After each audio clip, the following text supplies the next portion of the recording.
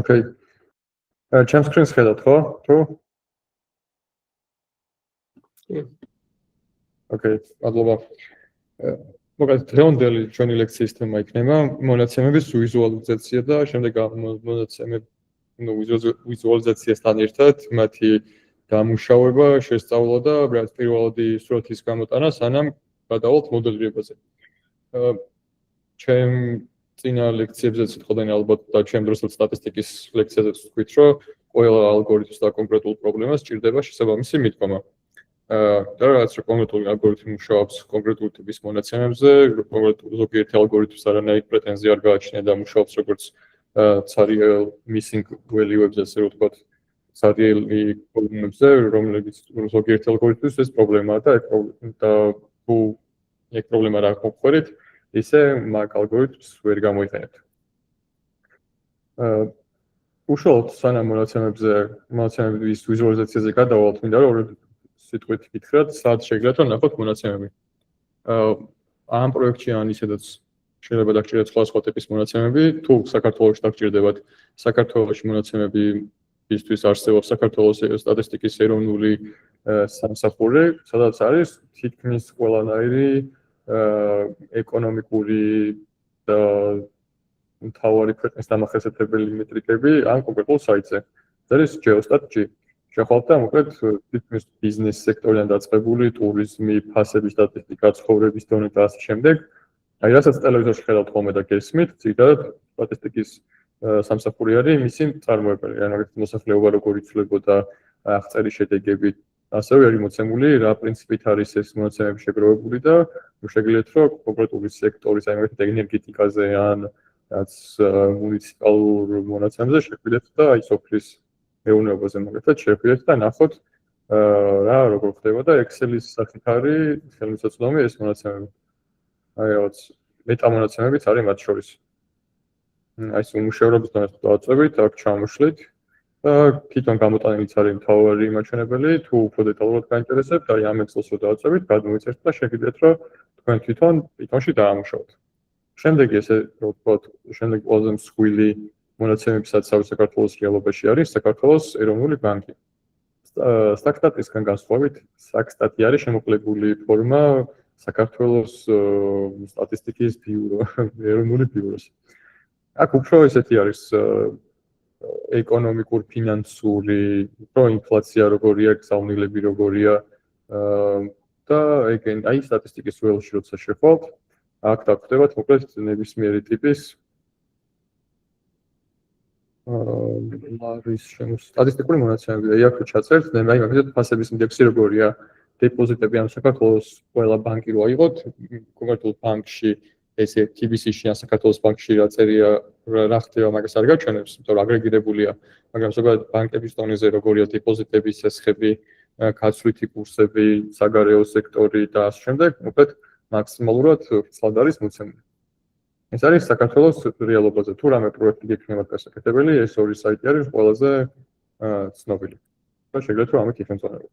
ნუ მოკლედ მსოფლიოს მასშტაბზე რო გავიდეთ, ეს World Bank-ი არის რეგიონალურად როგორც ეროვნულ ბანკს აქ ყველა ქვეყნის ჭრილში და რაღაც რო შეხვალთ World Bank-ის ვებგვერდზე, მოკლედ data section-ში რო გადახვალთ, მე აქ მოძებნით მსგავსი ტიპის მონაცემებს. ამათ მარტო საქართველოს ჭრილში არ იქნება, ეს იქნება მსოფლიოს ჭრილში.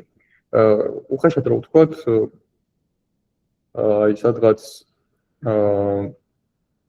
ეკონომიკური მიმართულებით უფრო მარტივია მონაცემების მოძიება, ვიდრე რაღაც კონკრეტული რაღაც დარგის ან სფეროს მიხედვით. სწორედ მაგიტომ რაღაც ბიზნესური ამოცანები თითქმის არ არსებობს, მაგისთვის არსებობს ქეგლი. და ანუ აქ რო შეხვალთ ნებისმიერი ტიპის მონაცემზე, ჩაწერთ search-ში რა გინდათ და median-ს გინდათ, tax-ზე გინდათ თუ რაღაც banking data, ტრანზაქციული მონაცემები გინდათ, მაგის ნებისმიერი მონაცემებს ნახავთ. რა თქმა უნდა, იქნება ეს სინთეტიკური რეალურთან ახლოს. მაგრამ არ იქნება 100%-ით სწორი. და ბოლო არის, რომ კიდე არსებობს ეგეთი მონაცემების მოძიების ტიპი არის, როცა თქვენ თვითონ უნდა შეგროვოთ მონაცემები. და ეს ასნიშნავს, რომ როგორც ექსპერიმენტში და ალბათ ოშა სტატისტიკაში ვისაუბრეთ, თუ გინდათ რომ ხალხზე ან კონკრეტულ ჯგუფზე დაკვირვება მოახდინოთ და დასკვნა გამოიტანოთ, შეგიძლიათ გააგზავნოთ Google Docs ფაილი შექმნათ, ან რა Google ფორმი, ხალხს ჩამოწევთ რაღაც კითხვები, სავარაუდო პასუხები რაც გაინტერესებთ და ხალხში გაავრცელოთ. და მსგავსი ტიპის მონაცემები თქვენთან შეაგროვოთ. მაგრამ თუ რაღაც ეგეც შეუძლებელი ხდება ან რაღაც უფრო სხვა დონის მონაცემები გინდათ, ასევე შეგიძლიათ რომ კონკრეტული საიტები დასკრებოთ. დასკრება ნიშნავს, რომ შეხვიდეთ კონკრეტულ საიტზე, კონკრეტული ტიპის მონაცემები მოაგროვოთ და ლეგალურად თუ არ ლეგალურად წამოიღოთ. ბევრ საიტზე დაბლოკილია სკრეპინგის ფუნქცია, მაგრამ რაღაც ძირითად საიტებზე მაინც ხელმისაწვდომია. სკრეპინგს, ანუ ეხლა დღეს ჩვენ სკრეპინგის იმას როია შესავალს და AdWords ნაწილს არ გავიგეთ, უბრალოდ ზოგადად განახებთ, რამდენად მარტივი არის Wikipedias და მსგავსი ტიპის საიტების დასკრება. მაგრამ მოკლედ ყველა საიტს თავისი სირთულე გააჩნია მაინც. Კაი მგონია საკმაოდ შეგვიძლია 10 წუთიც გავიდეთ და გადავიდეთ უშუალოდ ჩვენს თემატიკაზე. მონაცემთა ვიზუალიზაციის ნაწილზე. ანუ მონაცემების ვიზუალიზაციისთვის Python-ში არის რამდენიმე ძალიან პოპულარული, ცნობილი და საჭირო ბიბლიოთეკა. ბიბლიოთეკის ნაწილის შინაარსი, როგორც ვიცი, გავლილი გაქვთ. პირველი არის ეს matplotlib-ი. როცა დაგუგლავთ matplotlib-ს, გადახვალთ ამ საიტზე და წერია ზოგადად როგორ უნდა დაიმპორტოთ, თუ თქვენ კომპიუტერში არ არსებობს, Epic-ონდა შემთხვევაშიც და სხვა გარემოზე და უშუალოდ ტუტორიალის ნაწილში გადახვალთ, აი ძალიან ბევრი ვარიანტი არსებობს, როგორ შეიძლება რომ გამოიყენოთ, ანუ თქვენი მონაცემების სტილის მიხედვით, თუ გაქვთ ტექსტური, თუ გაქვთ სურათები და ასე შემდეგ. აი მაგალითად ტაბულარული შემთხვევაში, რაც ჩვენ დაგვიფაროს გაკვეთილებზე, იყო უფრო აი ეს მიმართულება, რომ რაღაც სტატისტიკური ხაზი გინდა რომ დახატო ან რაღაც მრუდი ან წერტილები გაშალო, რაღაც ეს არის მაგალითად შენი X variable, ეს არის შენი Y variable და როგორ მოძრაობენ. აქაც მაგალითად წონა და რაღაც კიდე სიმაღლე და როგორ არის გაფანტული ეგ მონაცემები. ეხლა კონკრეტულად რომ მივხვდეთ როგორ ხდება ამის საკითხვა არის რომ რაღაც X1 კოლუმნი გაქვთ, Y1 კოლუმნი გაქვთ, X2 კოლუმნი გაქვთ, Y2 კოლუმნი გაქვთ. და მაგათ შორის თუ გინდათ რომ ხაზი გაავლოთ, არის და გამოიძახოთ პირველ რიგში კონკრეტულ library-ს, ეს არის matplotlib, რომლის შემოყრებული ვერსია არის PLT წერტილი. გინდათ რომ გაავლოთ ხაზი, კოლორი არის რომ რა ფერის გინდათ რომ იყოს და როგორი სიგანე გინდა რომ გქონდეთ, ანუ ძალიან უნდა ჩონდეს თუ ყოველთ უნდა ჩონდეს. ანუ მაგალითად ეს თუ კარგად ხილვადი არის, შეგიძლიათ რომ სიფართოვე გაუზარდოთ და უფრო მკვეთრი ჩანდეს. და ამ გაიჩი თითქოს წერია ხოლმე რისი პოტენციალი აქვს სულად ამ ბიბლიოთეკას, ანუ შეგიძლიათ რომ წერტილებით ასწავლოთ, ხაზები გამოჩნდეს, შეუძლია რომ რაც უშუალოდ ლეიბლები გამოაჩინოთ, სათაური წერტილებით ასწავლოთ, სამკუთხედის ფორმები გქონდეს და ასე შემდეგ. ანუ ძალიან ბევრი მანუალიზაციის საშუალება გაქვთ. აი ნახეთ, ერთი და იგივე მონაცემები შეიძლება წარმოაჩინოთ როგორც მსგავს შინაარსით, ასევე მსგავს შინაარსით. მაგრამ ეს დამოკიდებულია იმაზე, თუ რა ტიპის ამოცანას ხსნით და როგორი ტიპის მონაცემები გაქვთ. და როცა რაღაც გარკვეული გამოცდილება დაიგროვდებათ და ბევრ სხვადასხვა დატას მონაცემებს გაანალიზებთ, თქვენ მივხვდებით, რომელი ბიბლიოთეკა უნდა გამოიყენოთ და როდის რაღაც ეს გაიდი და წესი არ არსებობს, რომ აი უოჭველად, როცა ვხატავთ სტატისტიკურ მონაცემებს, matplotlib უნდა გამოიყენოთ ან pyplot-ი ან რაღაც ასე შემდეგ. უბრალოდ პრაქტიკის ამბავია და შეგიძლიათ ან დაარესერჩოთ, ან GPT-ს კითხოთ და ასე შემდეგ. თუმცა აქაც რაღაც თუ სხვა ბიბლიოთეკებზეც რო გადავალთ, მიხვდებით რა შესაძლებლობები აქვს ერთ ბიბლიოთეკას მეორე ბიბლიოთეკასთან შედარებით. და აი მაგალითად მსგავსი შინაარსის ტექსტის გაკეთებაც კი შეგიძლიათ აი რაღაც თუ ჩაამატებთ annotations, ან ერთია რომ ეს ნაწილი თუ დაფლოტავს, მე შეგიძლიათ რომ დამატებით რაღაც ანოტაციებიც გააკეთოთ, რომ რაღაც ლოკალური მაქსი იყოს, ეს XY და ტექსტი გეუბნება რომ როგორი ზომის უნდა იყოს, სად უნდა მდებარეობდეს, უშუალოდ ამ ტექსტის ფერის განსაზღვრება შეგიძლიათ, ასევე შეგიძლიათ მისი სივიწრო შრიფტის ფორმის განსაზღვრებაც კი შეგიძლიათ. მოკლედ თითქმის ყველანაირი манипуляციის ჩატარება შეგვიძლიათ კონკრეტული Python-ის ფაილის შემთხვევაში. და თუ რაღაც მაგალითად ყოველდღე ძალიან რთულია ხოლმე რაღაც ეპირად გახსოვდეს და ამას ეპირად ვერც დაიმახსოვროთ ხო რაღაც. და მაგაში ასე ცხოვაფერი არის რომ შემოხვიდეთ ყოველდღეზე და ნახოთ რა გჭირდებათ ან გაგუგლოთ ან ChatGPT-ს კითხოთ. მაგრამ რაღაც ინსპირაციისთვისაც შეგიძლიათ რომ შემოხვიდეთ რომ მაგალითად თუ გინდათ რომ რაღაცა უფრო cool და განსხვავებული კონტენტ და რაღაც შეიძლება თქვით რომ ვერ მოიჩვენოთ შეგიძლიათ შემოხვიდეთ და ნახოთ რომ ეს კონკრეტული ტიპის ამოცანა ან პრობლემა როგორ არის ვიზუალურად წარმოჩენილი. და რომ ანუ ამ კურსის გარდაც ხო გჭირდებათ ეს სკილები და ძალიან საჭიროა დღევანდელ დღეს იმიტომ რომ როცა მუშაობთ სამსახურში ან სკოლაში ან უნივერსიტეტში პრეზენტაციის დროს ერთ და იგივე ინფორმაციას როგორ წარმოაჩენთ ძალიან არის დამოკიდებული იმაზე თუ როგორ აღქვა იქნება საზოგადოებას ხო ანუ თქვენი კონკრეტული ამოცანა ან გრაფი უნდა იყოს არც ძალიან საშიში ხალხისთვის საშუალო ადამიანისთვის არც ძალიან ისეთი რო მარტივი ხო და ანუ ამ ყველაფრის საშუალებას კიდე კონკრეტული ბიბლიოთეკები იძლევა. შემდეგი არის ეს Seaborn-ი და მაგალითად მასშტაბის განსხვავებით აქ უფრო სტატისტიკური მონაცემების დახატვა არის უფრო მეტ შესაძლებლობას იძლევა. აი მაგალითად ეს ნახატობა გამოყენებული გვაქვს ციფრული რეგრესიის დროს, ხო? რომ მაგალითად შეგვიძლია ორ ცვლად შორის როგორც კორელაციის მატრიცას ვაკეთებთ, მსგავსნაირად შევხედოთ და ვნახოთ ორ feature ორ columns შორის როგორი დამოკიდებულება როგორ არის გაფანტული ეს წერტილები. და ასევე ეს ფერები განსაზღვრავს target variable-ის მიხედვით როგორ არის ეს თუ არის ვერ ხვდები შინაარსობრივად რა მონაცემზე საუბარი body-mass-ი build-ებს. Ora მოკლედ რაღაც არის და გვაქვს სამი სხვადასხვა target-ი, ანუ ანუ target variable-ში არის სამი მნიშვნელობა A, B და C. და ანუ მაგის მიხედვით შეგიძლია რომ შეღებო შენი მონაცემები X და X1 და X2 კოლუმნის მიხედვით.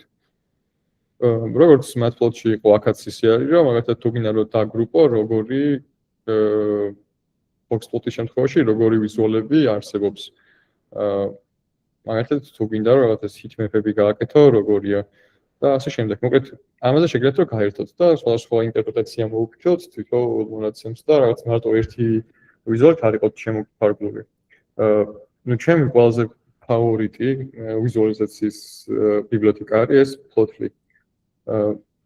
იმათგან განსხვავებით ეს უფრო ბევრი ინფორმაციის მატარებელია და უფრო დინამიკურია.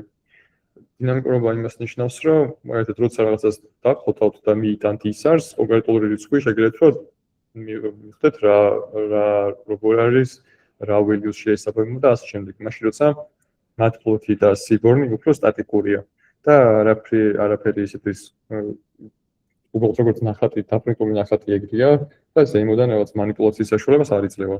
და ეს უფრო დინამიკურია. ასევე თუ რაღაც ცოტა უფრო advanced ნაწილებზე გადავალთ, ეს Plotly იძლევა საშუალებას, რომ რაღაც დინამიური web ვიზუალიზაცია ავაწყოთ. მაგაზე შეგიძლიათ რომ ინტერნეტში დასერჩოთ და რაღაც სხვადასხვა პროექტებს ნახავთ და შეგიძლიათ რომ მაგას გავაკეთოთ და როგორც website-ზე ეს გრაფიკი რო გამოვიტანთ ახლა როგორც website-ად მაგის საშუალებასაც იძლევა. ხო, სულ ეს იყო, ეს არის general ვიზუალიზაციის ბიბლიოთეკები. და დღევანდელ ლექციაზე გავუვლით იმას, რომ შევეცდებით რომ ეს ყველაფერი გამოვიყენოთ და უფრო fun რაღაცები დავხატოთ.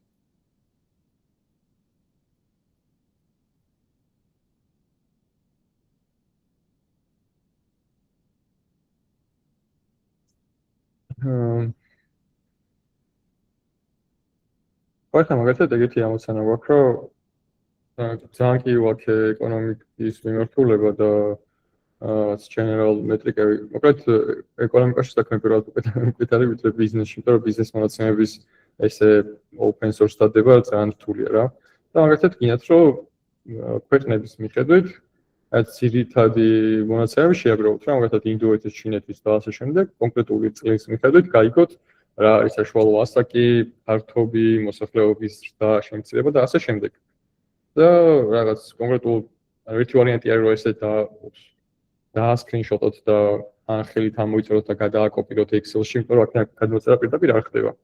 თუმცა შეგვიძლია რომ Python-ის ბიბლიოთეკა ეს Beautiful Soup გამოვიყენოთ და კონკრეტულ ამ საიტიდან ცხრილი ჩვენ მხარეს წამოვიღოთ.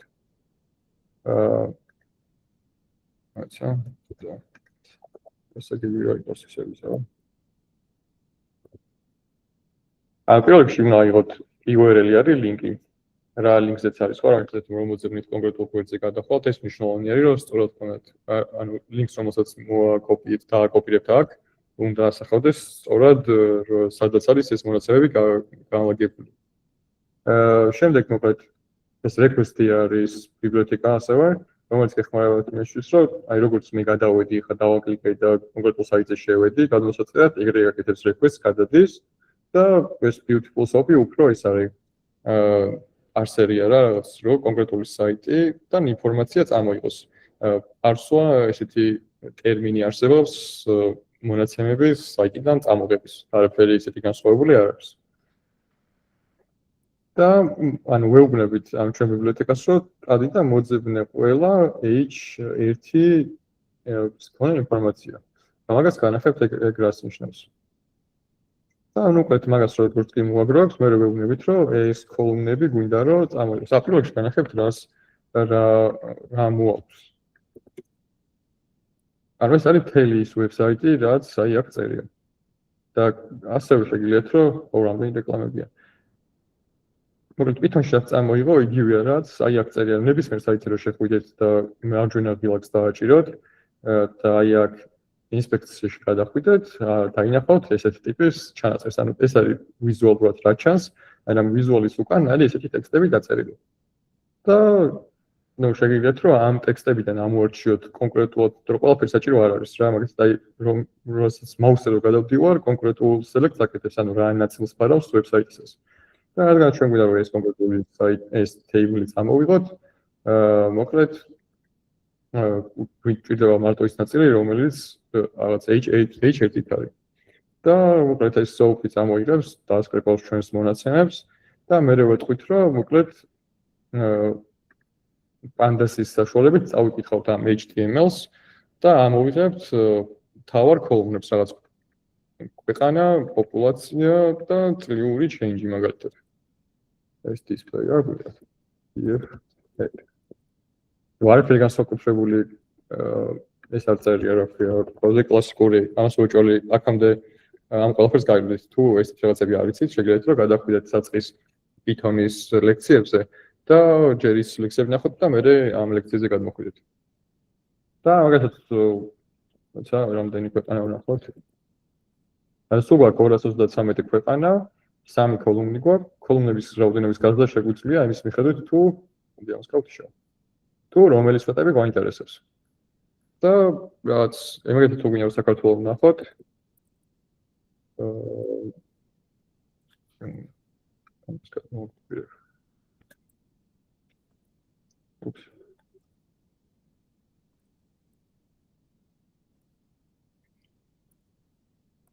და ვეთქვი რომ მოვიცექნე ოჯია. ამ ისტორია. კი, აი, საქართველოს არის ამ ქვეყნების სიაში და 25 წელს თურმე შემცირებულად 0.03%-ით, რაც ძალიან ცუდია. მაგალითად, ანუ შინაარსი ეგ არის რა, ანუ ერთი ვარიანტია რომ გადმოიწეროთ, თუ ვერ იწეროთ, მე უნდა ითხოვოთ რომ დასკრებოთ. თუ საიტი დაბლოკილია და ვერ სკრეპავთ, მე რაც კი სხვა ბიბლიოთეკები არსებობს და შეგიძლიათ მარტო ამ SOAP-ს არ გაჩერდეთ და სხვა ლაიბრერებიც მოძებნოთ. ხო, ახლა გადავიდეთ უშუალოდ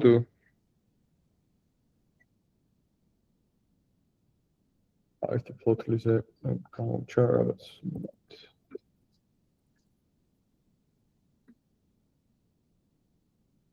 ტუტორიალში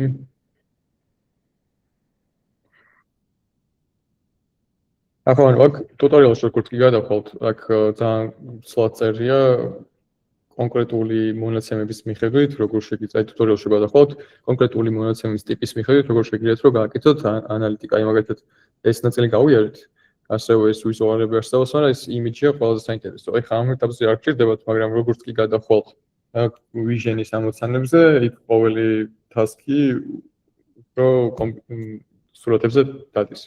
მაგალითად, სურათი თქვათ რაღაც ესეთი სურათი არსებობს, იმედიაში არ გაქვთ დარაკნების. მაგრამ გვაქვს ესეთი ესეთი ტარაკანა გვაქვს შავ-თეთრი სურათით. პირველ რიგში ნებისმიერი სურათის უკან არსებობს ესეთი მატრიცა, რომელიც ანუ აი ესე რომ დაყოთ ეს უჯრებად თითოეული შესაბამება რაღაც რიცხვი. ანუ 0-დან 255 შატლით, ანუ 256 ფერია სულ. ანუ red, green და blue. მაგათი კომბინაციაა. და მოკლედ ეს მატრიცა, კონკრეტული მატრიცა განსაზღვრავს რა გამოჩნდება. ეს მატრიცა არის ამ ზომის, ანუ 3 ნიშნავს, რომ 3 ფერისგან შედგება, ეს არის სიგრძე და სიგანა. მოკლედ ამ library-ის დახმარებით შეგვიძლია რომ უბრალოდ შავ-თეთრიდან ფერი შევუცვალოთ. შეგვიძლია რომ რაღაც გრადაციები დავამატოთ და უფრო ხოც თუ გავუწერთ სხვა სითბური გამოვა, სითბური ნიშნავს, რომ შეეცდება რომ უფრო ვიპოვოთ კონკრეტული ობიექტი, სადაც არის ეგ. აი მაგათაც ეს უფრო მეტად გაამკვეთრა, ვიდრე მისი გარეთ ფონი არის. ასევე შეგვიძლია რომ რაღაც უფრო სპექტრული გავაკეთოთ. და სპექტრული საშუალებით დაგვეხმარება იმაში, რომ ვნახოთ აი ფერები სად როგორ უფრო იცვლება გრადაციულად. ნახეთ აი აქ თითქმის რაღაც ერთნაირი ფერი აქვს, რაღაც სიმკვეთრია ობიექტის. ნუ ეს თითქმის იგივე უბრალოდ სხვა განზომილებაში გეხმარება. ჯამში ამით მიშენება მინდა რომ ძალიან მარტივი ოპერაციითაც კი შეგვიძლია რომ ვნახოთ ამ სურათის სტატისტიკური განაწილება, ანუ დისტრიბუცია როგორ აქვს რა, ანუ საით არის უფრო ობიექტი მიდრეკილი. ახლა ერთი სურათის შემთხვევაში ეგ ძალიან მარტივია, მაგრამ როცა მილიონობით სურათი გაქვთ, ესეთი ტიპის library მაგაში გეხმარებათ, რომ ნახოთ რამდენად მსგავს სურათებია, იმიტომ რომ დისტრიბუციებს რო შეადარებთ თითო სურათისას მიხვდებით, რომ რომელიღაც ამოვარდნილია და რომელიც ამოვარდნილია შეიძლება გადახვიდეთ ეგეთი სურათი მოვასწრებთ და ნახოთ რომ ამ ტარაკანის ნაცვლად შეიძლება რაღაც სხვა ცხოველი იყოს დათვიეთ მაგალითად ან რომელიც გავს და შეიძლება თქვენი machine learning-ის მოდელი ეგრე გაგიფრთხეთ. მაგიტომ ძალიან მნიშვნელოვანია რომ ნებისმიერი ტიპის მონაცემების შეტვირთამდე გამოიყენოთ ვიზუალიზაციის თულები, რომ კარგად მაინც ანუ ადამიანს უფრო თვალის მეხსიერება, ну ბიოლოგია რო არ ვიცი, რამდენად ყველა შეგრია, მაგრამ როგორც ვიცი, უმრავლესობაში თვალის მხედველობითი მეხსიერება ყველაზე პოპულარული არის. მოკლედ ჩემ დროს ეგრე მასწავლე შეიძლება შეიცვალა ეს სტატისტიკა, მაგრამ ოკეი, ან აზრს მიხვდებით. ნუ ასევე გვეხმარება ეს ბიბლიოთეკა, რომ რაღაც განზომილებაც შევამციროთ, ანუ ხარისხი როცა სურათს აქვს რაღაც განზომილება და უფრო დიდი მოცულობის არის, ეგ ნიშნავს, რომ უფრო კარგად არის გამოკვეთილი პიქსელები და როცა შევამცირებთ პიქსელების რაოდენობას, უფრო ცუდი ხარისხი იქნება. და უფრო ცუდი ხარისხი ნიშნავს, რომ ნახეთ, ანუ აქ ოთხკუთხედებად ჩანს, როცა პატარა განზომილება მოცულობა აქვს, იმიტომ რომ რაღაც ცუდი ხარისხი ყავს დაყვანილი. და ნუ ასევე ხარისხის გაზრდა თვალად ესე მარტივი არ არის, რაღაც უბრალოდ გავსარდოთ შემცირება, როცა არ დიდი სურათი გაქვს, მაგის შეგიძლიათ. აი ინტერპოლაცია შეგიძლიათ ასევე უბურათაც და ბაილინიარადაც. მოკლედ ამ რაღაცებს უფრო მეტად ისწავლით კომპიუტერ ვიჟენის ნაწილზე როცა გადახვალთ, მაგრამ კარგია რომ ეხლა წარმოდგენა შეგექმნათ რა როგორ ხდება. რაც რომ მალე დაიწყებთ ამ ყველაფრის გამოყენებას, თქვენ უფრო გაგიმარტივდებათ არა მხოლოდ რიცხვით მონაცემებზე მუშაობა, ასევე სხვადასხვა ტიპის მონაცემებთან მუშაობაც.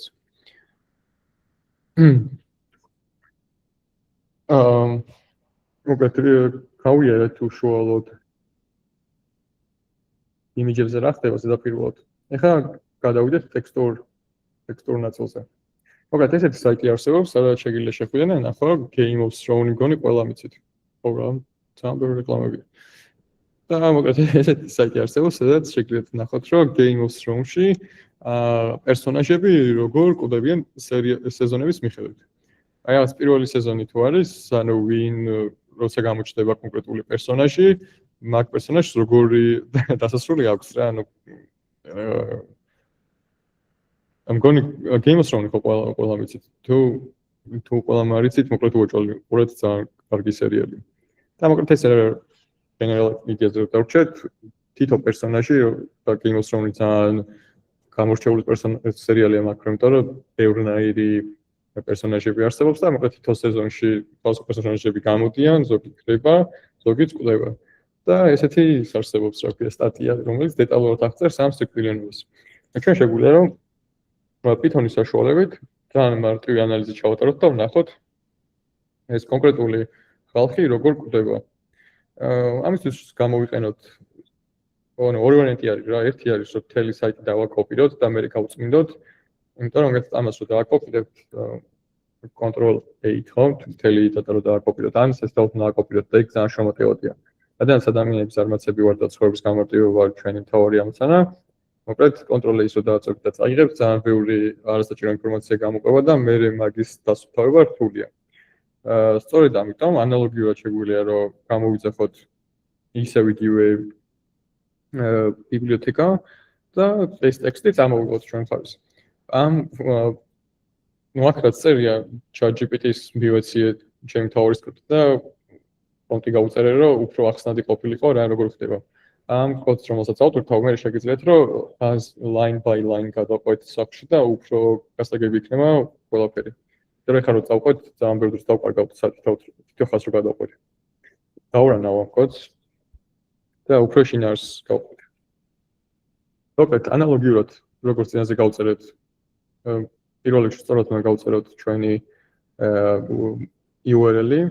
მე უშუალოდ ვიძახით რომ ადი ეს ჩვენი საიტი დაგვისკრეპე, კონკრეტული ფორმატის მონაცემები წამოიღე და ჩვენთან შემოტვირთე.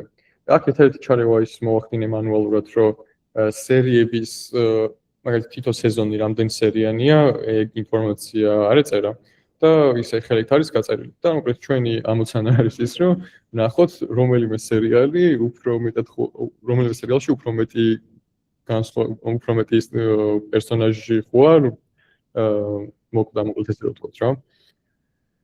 და მაგის ფორმულა ძალიან მარტივია, ანუ რაოდენობა რაც არის სეზონები, მე უნდა იყოს რამდენი პერსონაჟი იყო და რამდენი გარდაიცვალა მაგის რეიშიო და გარდაცვალების სკორი ითვლება. მოკლედ პირველ სეზონი შედგება 10 სერიისგან, მეორე სეზონიც 10 სერიისგან და გეუბნება თითო ეპიზოდში რამდენი გმირი გარდაიცვალა. და ჯამურად არის total სიკვდილიანობა. ხო კიდე თავი რაც არის როგორ უნდა მიხვდე პერსონაჟი გარდაცვლილია თუ არა, სტრუქტურას უნდა დააკვირდეთ ტექსტის. რომ მაგალითად რამდენად სწორად არის აგებული. მაგალითად აქ არის ესეთნაირად რომ ეს პერსონაჟი კაი ვინ ცნობილი ავიღოთ.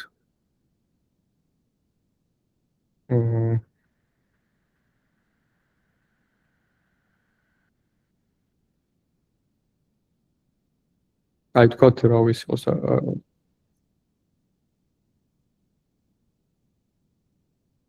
თქვათ აი ეს პერსონაჟია და მოკლედ ტექსტის სტრუქტურა ესე არის რომ ჯერ წერია პერსონაჟის სახელი, შემდეგ ტირე და შემდეგ რა დაიმართა. და მოკლედ ტექსტიც ანუ აქ არანაირი machine learning-ის და რაღაც advanced ალგორითმი არ არის გამოყენებული იმისთვის რომ მიხვდე რა დასასრული იქნება პერსონაჟი. უბრალოდ ფორმულა ეგეთი რომ პერსონაჟი დეფისი და მე წერია ესა decision-ი. მან თუ წერია, მან თუ მონაწილეობს სიკვდილი, ესე იგი გარდაიცვალა თუ არა და არა. მარტივი if-else არის რა.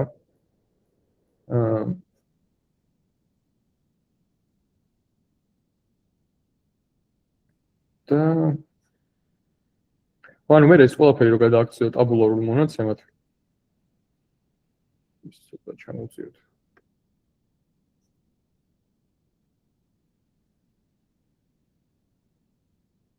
შეგვიძლია ეგეთ რაღაც მივიღოთ, რომ მონაცემები აგრეგაცია გავაკეთოთ აი ამ ცხრილის საშუალებით. მოკლედ ტექსტი გადავაქციე ტაბულარულ მონაცემად და წარმოიშვა ესეთი ტიპის data frame-ი. პირველ სეტში წერია სეზონი, რომელიც სეზონია, რამდენი პერსონაჟი გარდაცვლილი, ეპიზოდის რაოდენობა და მისი რეიშიო შესაბამისად. უბრალოდ ერთ რიცხვს ვწყობთ მეორეზე და ეს არის ანუ ამ რიცხვს ვწყობთ ამაზე. უბრალოდ ეპიზოდს ვწყობთ, ანუ მარჯვენას ვწყობთ მარცხენა რიცხვს. და მოკლედ ესეთი ვიზუალიზაცია მოვიღებთ. ანუ იმის მაგალითად აი ამის წაკითხვა და აქედან რიცხვების წამოღება, დათვლა და მე გადაწყვეტილების მიღება გაცილებით უფრო რთულია, ვიდრე აი ვიზუალიზაციას რო დახედავთ, ნებისმიერი ადამიანი შეგვიძლია რომ შეხედოს, რომ ვა, ესე იგი, აი ამ პერიოდში და აი აქ უფრო მეტი სიგნალი უნდა იყოს, ვიდრე მე-7 ამ სეზონებში. და ეს არის კუმულაციური, როგორ იზრდებოდა პერსონაჟების შემოსვლა და მერე მათი გაქრობა, ესე რომ ვთქვათ. და აქაც სპაიკებია. ნახეთ, რაღაც ესე კუმულაციურად იზრდება. კუმულაციურად ნიშნავს, რომ პირველ სეზონში რაც მოხდა, მაგას ემატება მეორე სეზონში რაც მოხდა, მესამეშიც, რაც უფრო მეტი shift-ი აქვს, ანუ shift-ი ნიშნავს ახტომს, მკვეთრი ახტომა ნიშნავს, რომ მან გაცილებით უფრო მეტი action-ი იყო ფილმის მხრივ, ვიდრე სხვა სეზონებში. ნახეთ, აქ უფრო სმუზარი და აქ უფრო ნახე ამ ხელს ახტომა აქვს, აქაც დიდი ახტომა აქვს, ნიშნავს, რომ აქ მკვეთრი ნაწილი იყო. ხა გუნებრივია რომ სამთავრდებოდა ბოლო სეზონი თუ გახსოვთ მან რომ დაიმთავრებინა თითქმის ყველა პერსონაჟი გააქცეს. მაგაც დისტრიბუციები რაღაც ესე სტატისტიკაში და ალბათობაში რაც ვისწავლეთ მოკლედ მაგ არც ერთ იმას არ ექვემდებარება რომ თქვა რაღაც ნორმალური განაწილება ან რაღაც ეგეთი არაფერი არ ხდება ამ შემთხვევაში. აქაც მსგავსი რაღაც არის და ნუ ეს line chart-იც მაგას გეუბნება როგორ არის ტრენდი, როგორ არის ზევით და ყველაზე მეტი სად მოხდა. ხო. მეორე არის რომ მაგათ თუ კითხვა გაუჩნდება ადამიანს მაგათად რომ ვისი სახელი დომინირებს ყველაზე ხშირად ხო მან ხო რამდენიმე ოჯახი იყო. მაგის არსებობს word cloud-ი. Word cloud-ის ინტერპრეტაცია არის ერთ-ერთი ყველაზე საჭირო, როცა ტექსტებზე გვაქვს საუბარი, იმიტომ რომ გვეხმარება, რაც უფრო დიდად ჩანს კონკრეტული სიტყვა, იქ ნიშნავს, რომ ის იყო ყველაზე ხშირად გამოყენებადი. ანუ ეს unnamed soldier ნიშნავს, რომ რაღაც უბრალოდ კონკრეტული მნიშვნელობა არ ქონდა ჯარისკაცს. მაგრამ მოკლედ ყველაზე ხშირად ჯარისკაცები ვლებოდნენ და ეგ ხა ბუნებრივია. შემდეგი იყო სტარკი, შემდეგი იყო ლანისტერები, მეფე, ანუ მეფის პერსონაჟი, ლორდი, უცხენი ხა ბუნებრივია,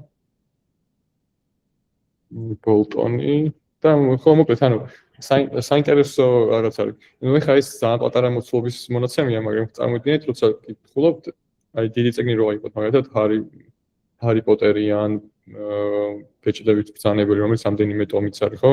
ანუ მან რო შეაფასოთ პერსონაჟების განვითარების ისტორია ტექსტურ ნაწილში, ესე ძალიან რთულია.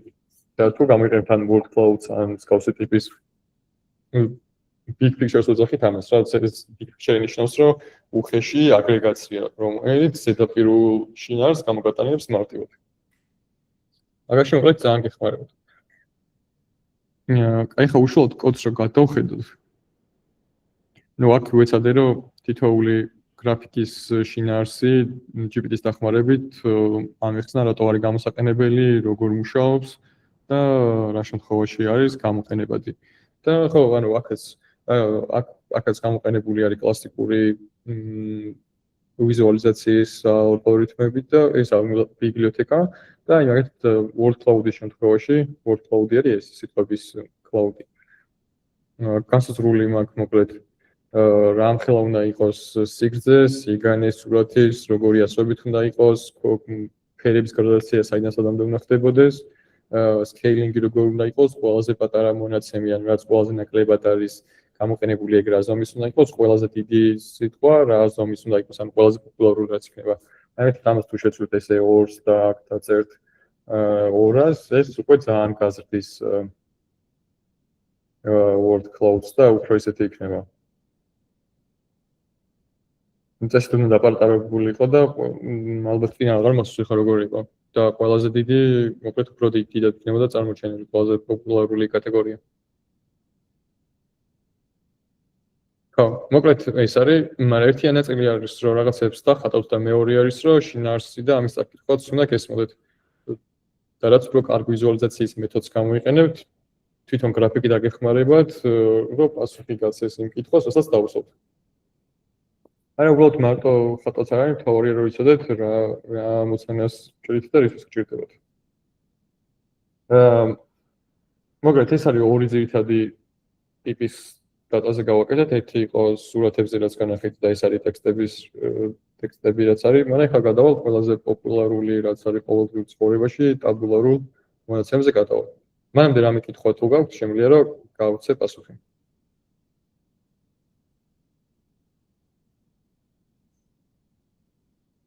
ყველაფერი გასაგებია?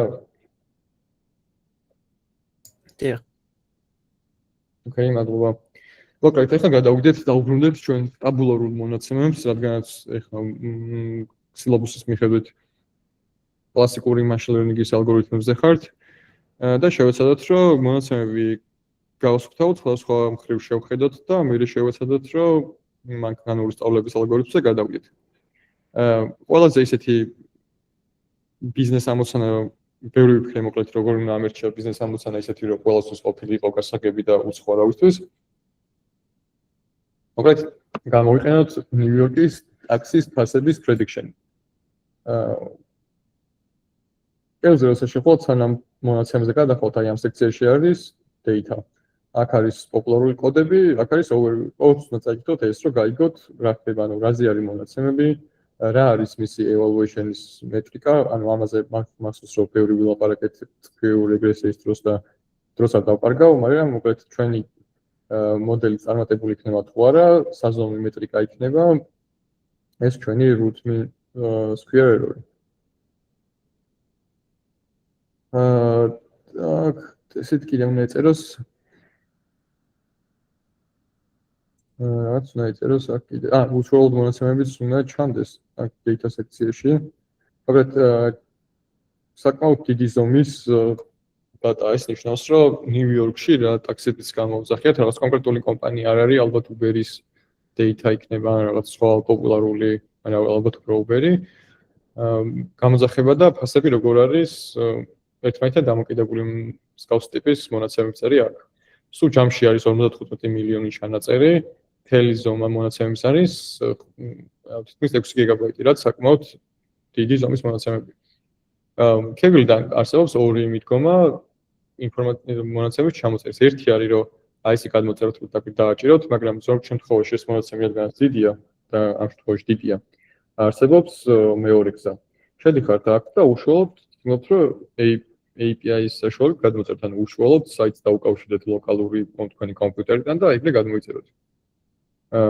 სეტინგებში როცა შეხვალთ, აქ დაგხვდებათ თქვენი პირადი გვერდი. და აქ თუ გააკეთებთ legacy API-ის როგორც კი დააწევით, გადმოიწერება თქვენი JSON ფაილი. და ამ JSON ფაილში წერია key, რომლითაც უკავშირდებით კეგლს და ნებისმიერ ტიპის მონაცემის გადმოწერა შესაძლებელი ხდება მაგით. ხელმე განახებთ მოკლედ.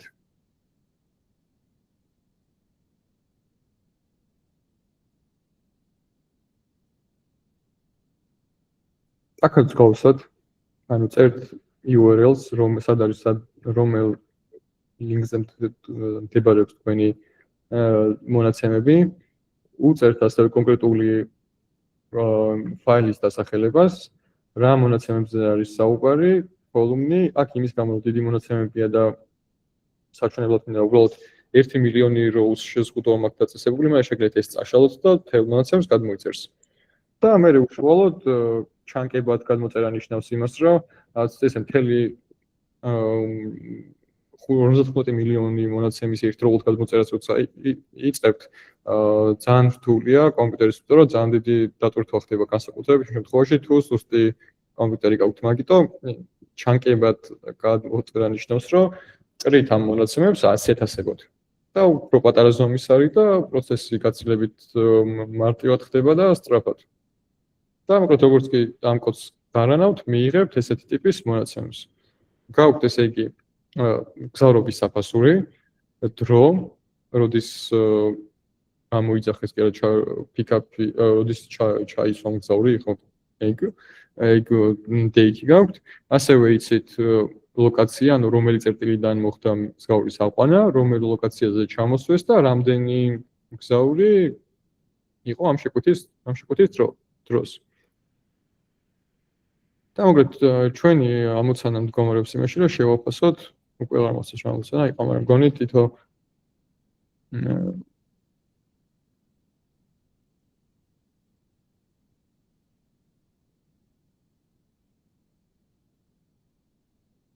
სადაც ეწერა პრობლემის გამოკლედ უნდა შევაფასოთ რამდენი იქნება გზავრობის საფასური.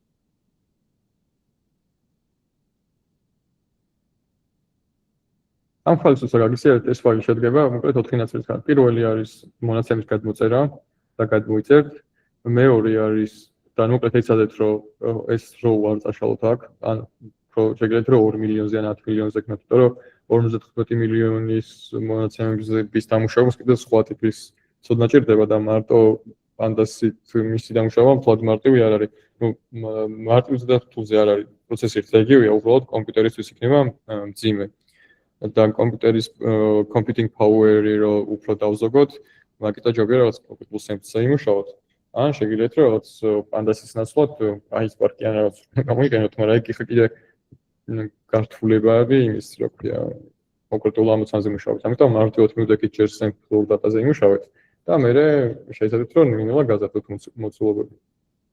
ხო, ამ ფოლდერში მიწერია უშუალოდ სრული განსაზღვრება იმის, თუ პრობლემა რას შეეხება, როგორი ტიპის მონაცემები გვაქვს, რა ბიზნეს ამოცანებს უნდა გავცეთ პასუხი.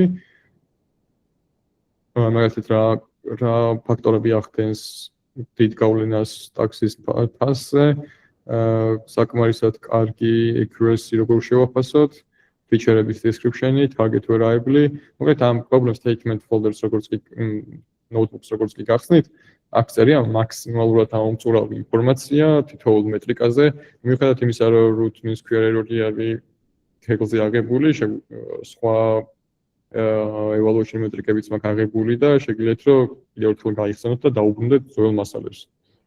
მოკლედ რაც უფრო ხშირად დაუბრუნდებით ძველ ნაწილს კონკრეტულ ამოცანების ამოხსნისას, მით უფრო კარგად დაგამახსოვრდებათ და უფრო მარტივი გახდება. კიდე ერთი ნაწილი რაც ამ ამოცანაში არის, რომ მათემატიკურად მანძილი ორ წერტილს შორის ჩავლებად როგორც გაქვთ ნასწავლი ეკვილიბრიური დისტანცია, ეგრე იხსნება, ხო? ანუ x და y წერტილებს შორის კვადრატების ხვავებით.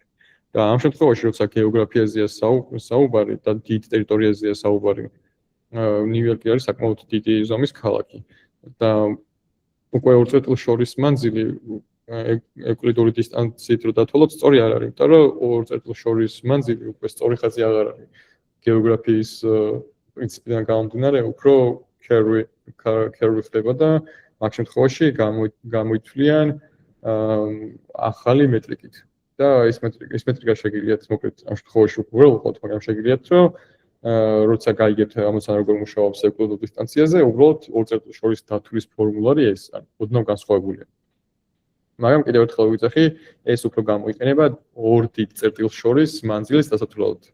და არა რაღაც მოკლედ დისტანციაზე. მაგალითად, ბათუმში და ხაშურში ორ წერტილად ქალაქის თელი მანძილი რაც არ უნდა დაფაროთ, მაინც ეკვილიბრიული დისტანცია იქნება, იმიტომ რომ პატარა რადიუსი არის საუბარი, 5 კილომეტრია თუ 10 ხაშური.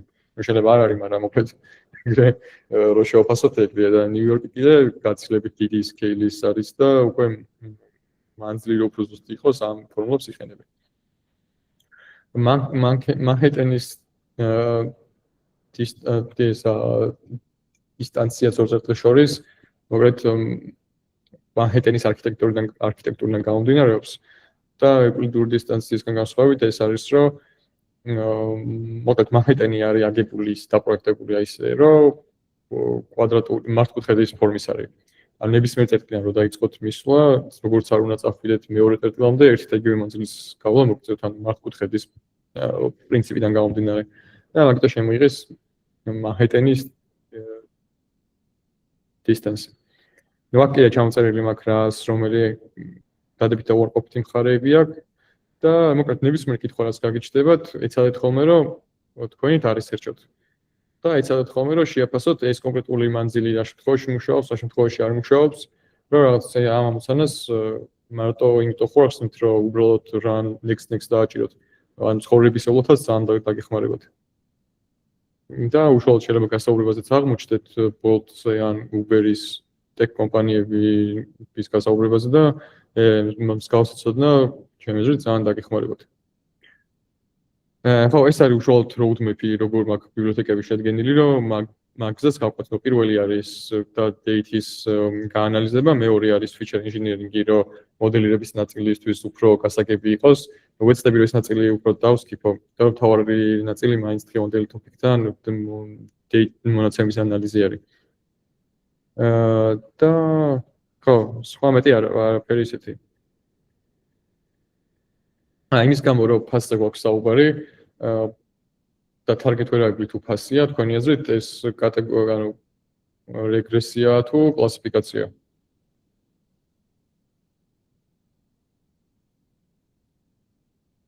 რეგრესია. ოღონდ შპარალკა დავტოვე რომ მეთქი. მადლობა. მოგეთ რეგრესია არის, იმიტომ რომ ფასი შეიძლება იყოს ნებისმიერი, ხო? და კონფუზია არის. შესაბამისად რეგრესიის ტიპი 60-აზეა. მაგრამ თუ იქნებოდა ისე რომ თანხები ესე კი არ იქნებოდა მოცემული როგორც აქ გვაქვს. ანდამიცე დავაპირდები დავაიმპორტებ რომ გასაგები იყოს ETA-ის ნაწილი.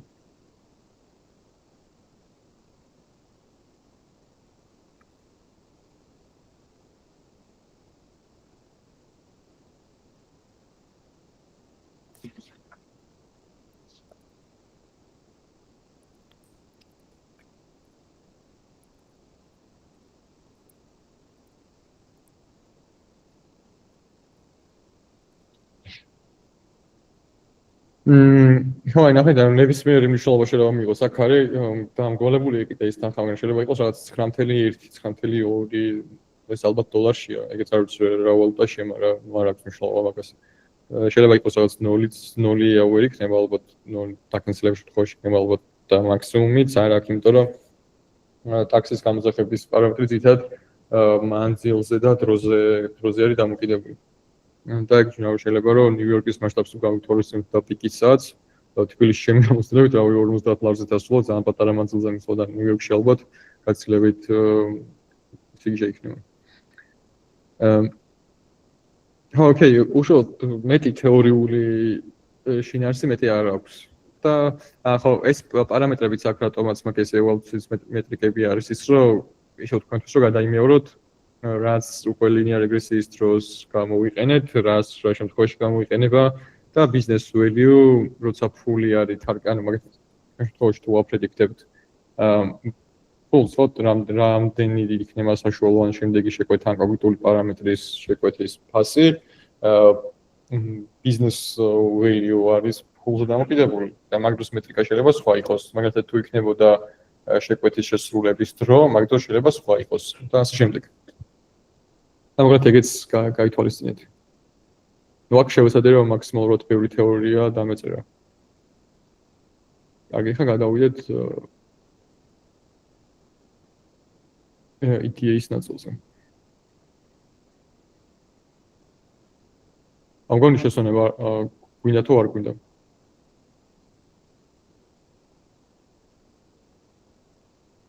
გჭირდა შესაძლებელი თუ ხართ, შემიძლია რომ შეგასწროთ მესმის რაღაც დღის ბოლოა და დამატებით ინფორმაციის მიღება რთულია.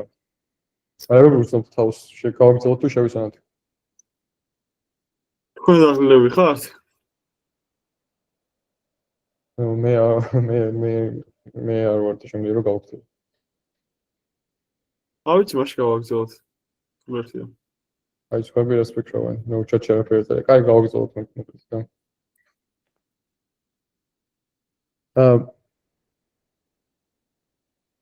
ან ხორთეთი რაც გამოვრჩა ან მონაცემების გადმოწერის დროს იყო ის რომ ეს მონაცემები მაგალითად აქამდე რა data-ს გაჩვენეთ იყო CSV ფორმატში ან Excel-ის ფორმატში.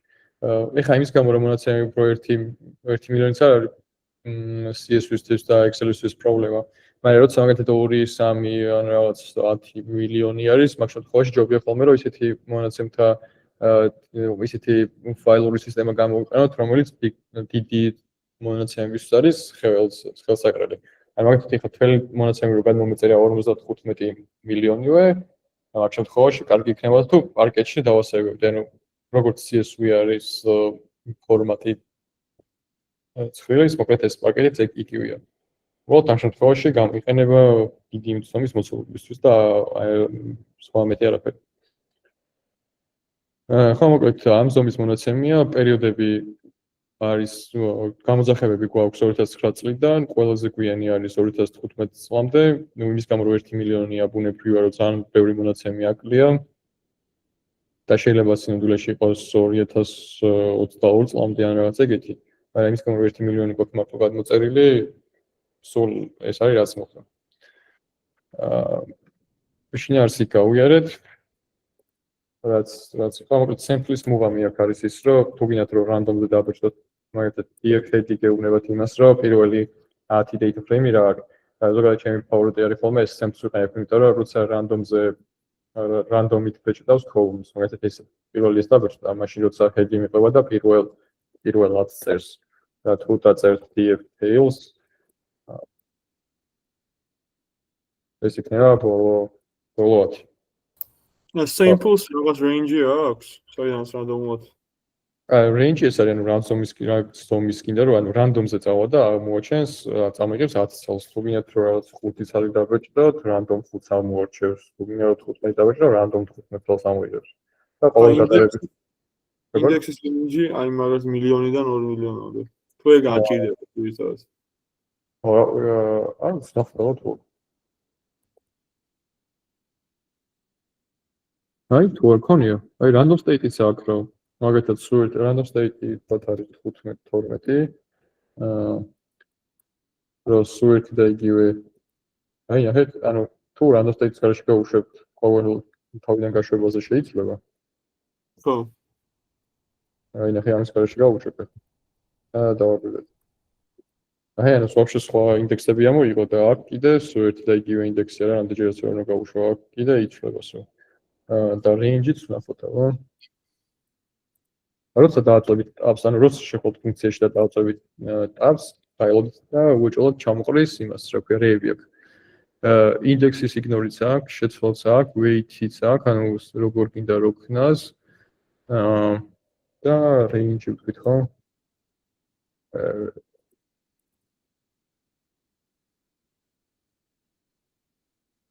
გამოდება შეიძლება სწორშლე. აი range-იც აქვს. range-ი რა გავუწერო? 10-დან 100-მდე. ალბათ ესე იქნება სწორ.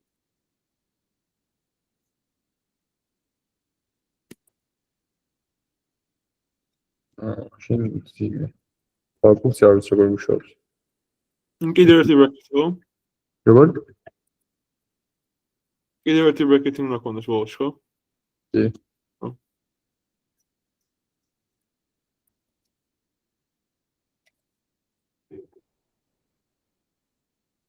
გუი 15 წელი გაუწერე და ათიან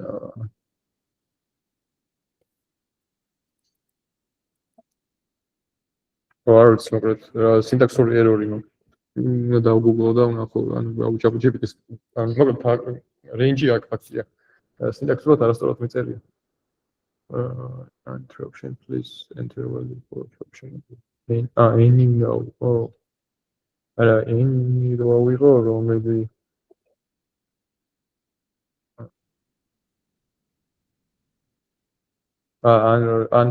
გასაგებია ან რაოდენობა უნდა იყო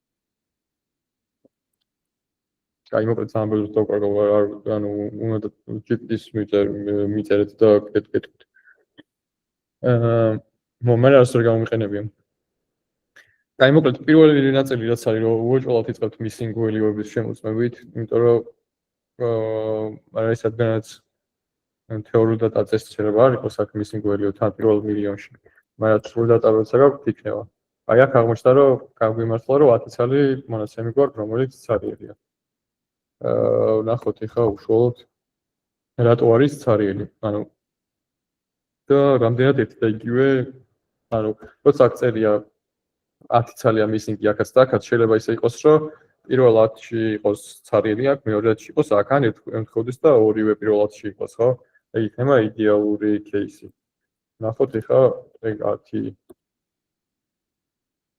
მოკლედ ესე დაწერილი კოდი არ გავუშვათ როცა ძალიან ბევრი ცარიელი რუსეთი გაგვიტყვა რომ kernel-ს მოკლავს ანუ ხა აქ გამოვიძახე ის რომ პირდაპირ დამიბეჭდა ყველა ის ხაზი სადაც ცარიელია ეს drop რაღაც ჩამოსმის წერტილი რა შემთხვევაში მაგარი იღლიანები ვართ იმიტომ რომ ორი ყველა 10-ვე წერტილი ემთხვევა ერთმანეთს ან შეიძლება ყოფილიყო რომ აქ თოცარიელია, აქ შევსებული ყოფილიყო. ეგ გაცილებით უფრო ცუდი кейსია. მაგრამ ეს რაღაც მხრივ passenger count-ი. ანუ ეს ხა საინტერესოა ბიზნესურად. ერთი არის რომ ან პრობლემა მოხდა. აი თქვენი აზრით რატო შეიძლება იყოს ჩამოსმა? ეგეთი რაღაც არის რომ შეკვეთა მოხდა 2012 წელს. აღების ან ხალხი რო ჩაჭდა, ვიცით სადაც ჩაჭდა, ფული რამდენი გამოვართვით ვიცით, მაგრამ ჩამოსმის წერტილი კი არ გვაქვს. ანუ თქვენი აზრით რატო შეიძლება მოხდარიყო ეს? რა кейსი შეიძლება იყოს?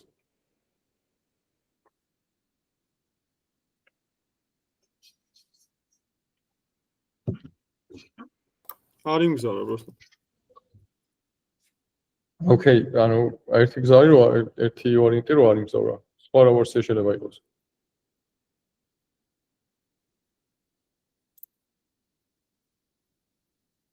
თუ არ იმგზავრა ფული რატო ჩამოაჭრა? просто არ ჩაჭდა. ერთი ვარიანტი რომ დააკენსელო თქვათ. ხო, მაშინ დააკენსელებდა. მეორე რომ შეიძლება რომ ფროდი იყოს. ანუ თვითონ ტაქსისტი შვებოდეს რაღაცას რა. ანუ იმიტომ რომ როცა ტაქსაობ რაღაც ფისკო იღებ და ეგ არის ერთი Uber-ის ფულის რაღაც რეიშიო, მეორე ტაქსის ფულის რეიშიო. შეიძლება რაღაც მაგაში ქნა რაღაც. მოკლედ ესე უბრალოდ რომ ნახოთ, ამით იმის გამომდინარე რომ როცა ნახავთ რაღაც ცარიელ ველიოს არნიშნავს იმას, რომ უი რაღაც პროგრამული პრობლემა გვაქვს, ან ვიღაცა შეეშლებოდა, ანუ ეცადეთ რომ ყოველთვის ეჭვლის თვალით შეხედოთ, იმიტომ რომ მაგაზია დამოკიდებული ეს მონაცემები უნდა გადაყაროთ, დაშალოთ თუ რა უნდა გქონდეს.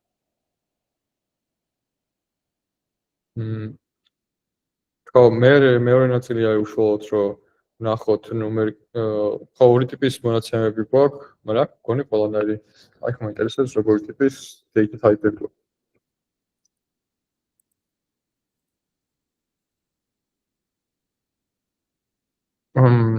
data type გვაქვს, მაგრამ იმის გაგებაში რომ ნახოთ როგორი ტიპის სტრუქტურა აქვს, ანუ ტექსტურია, რიცხვები წერია თუ ასე შემდეგ.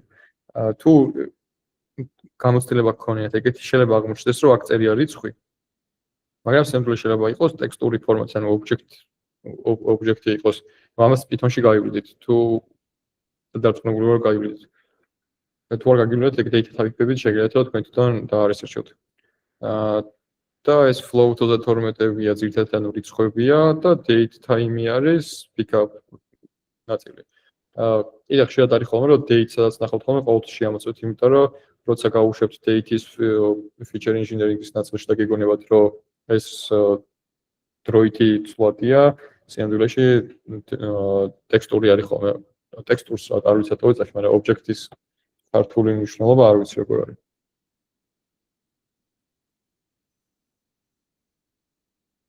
ხო, ეხლა უშუალოდ როგორი რა მოხდა იმის ნაწილში რომ შევაფასოთ როგორ არის ჩვენი თანხა განაწილებული.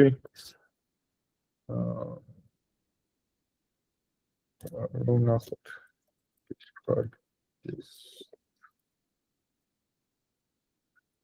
მაგრამ ჩვენ მილიონიან ბაზაში აღმოჩნდა რომ საშუალო თანხა არის 11 და რაღაც მინიმალური არის მინუსი.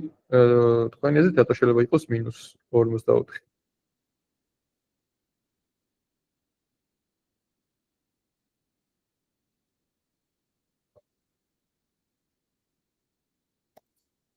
მაქსიმალური არის 500, აი ნახეთ, ანუ გამხელა რეინჯი, ანუ აი ეს work-off რიცხვი რო გადავაგდოთ.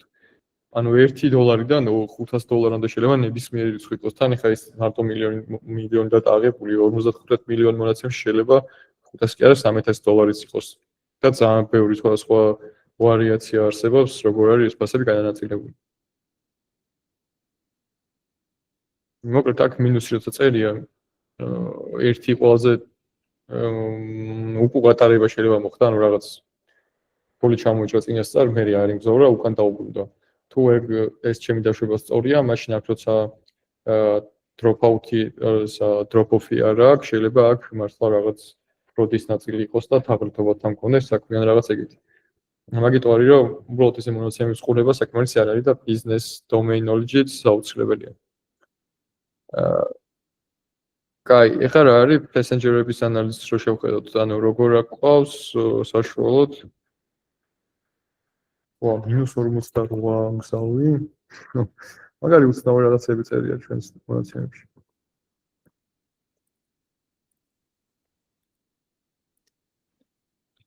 აი, ნახეთ, ანუ მინიმალური ძირითადად ერთი ადამიანი მგზავრობს. აი, თუ გახსოვთ სტატისტიკიდან, ეს ნიშნავს, როცა მონაცემები ესე არის განაწილებული, ნიშნავს, რომ ერთისკენ მიდრეკილი data გვაქვს. აი, რო გელაპარაკეთ დაზღვევაზე და ძირითადად რომ zero inflated იყო და კლიენტების რაოდენობა როცა და სადაზღვევო ბიზნესი ან ნულისკენ არის მიდრეკილი, აქ ერთისკენ არის, ეგ ნიშნავს, რომ მგზავრების უმრავლესობა ერთიან 75%-ში ორი ადამიანი ვარდება. მაქსიმუმ 6 ჩდება. მინიმუმ -48, არ ვიცი, ანუ ეს ნიშნავს, რომ ან სისტემური პრობლემა, იმიტომ რომ -48 მგზავრი როგორ შეიძლება რომ ყავდეს. და ესეთი ტიპის მონაცემი გადასაკეთდება, იმიტომ რომ შინაარსთან კავშირში არ არის. ასევე შეიძლება რაღაც age ასაკი რო გქონდეს და იქ ეწეროს 200 წელი, ეგ ნიშნავს, რომ რაღაც პრობლემაა და ეგეთი მონაცემი არ უნდა გადააგდოთ.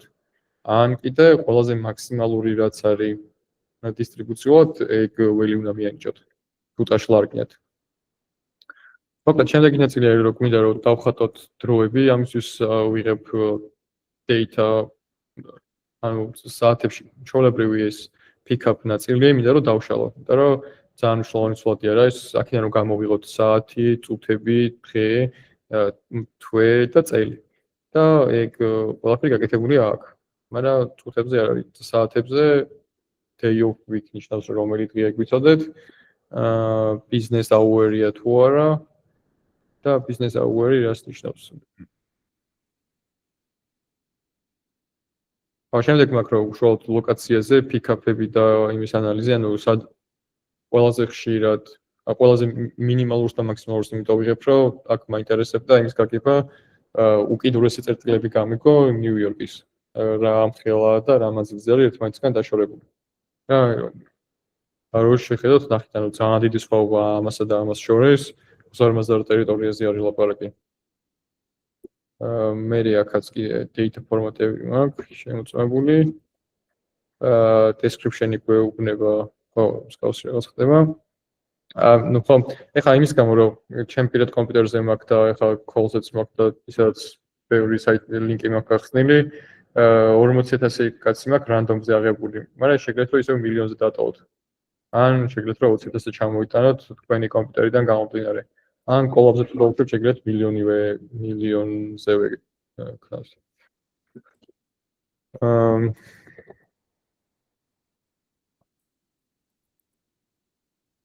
ხო, დავწონდი 40,000 კაცი ყავს. ნახეთ, ანუ samples კიდე ნაკლია აქ, როცა ეს samples-ზე უშვებ, ინდექსები ირევა. და ინდექსების არევა ზოგადად რაღაც გარკვეულ პრობლემებს იწვევს ხოლმე. და გირჩევთ, რომ ინდექსების indeks და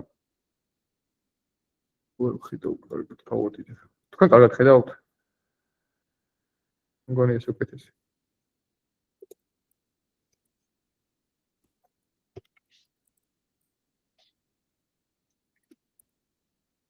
დამოკლედ, როცა დაარესებთ ინდექსებს, ანალოგიურად 0-დან დაიწყოს გადათვლას.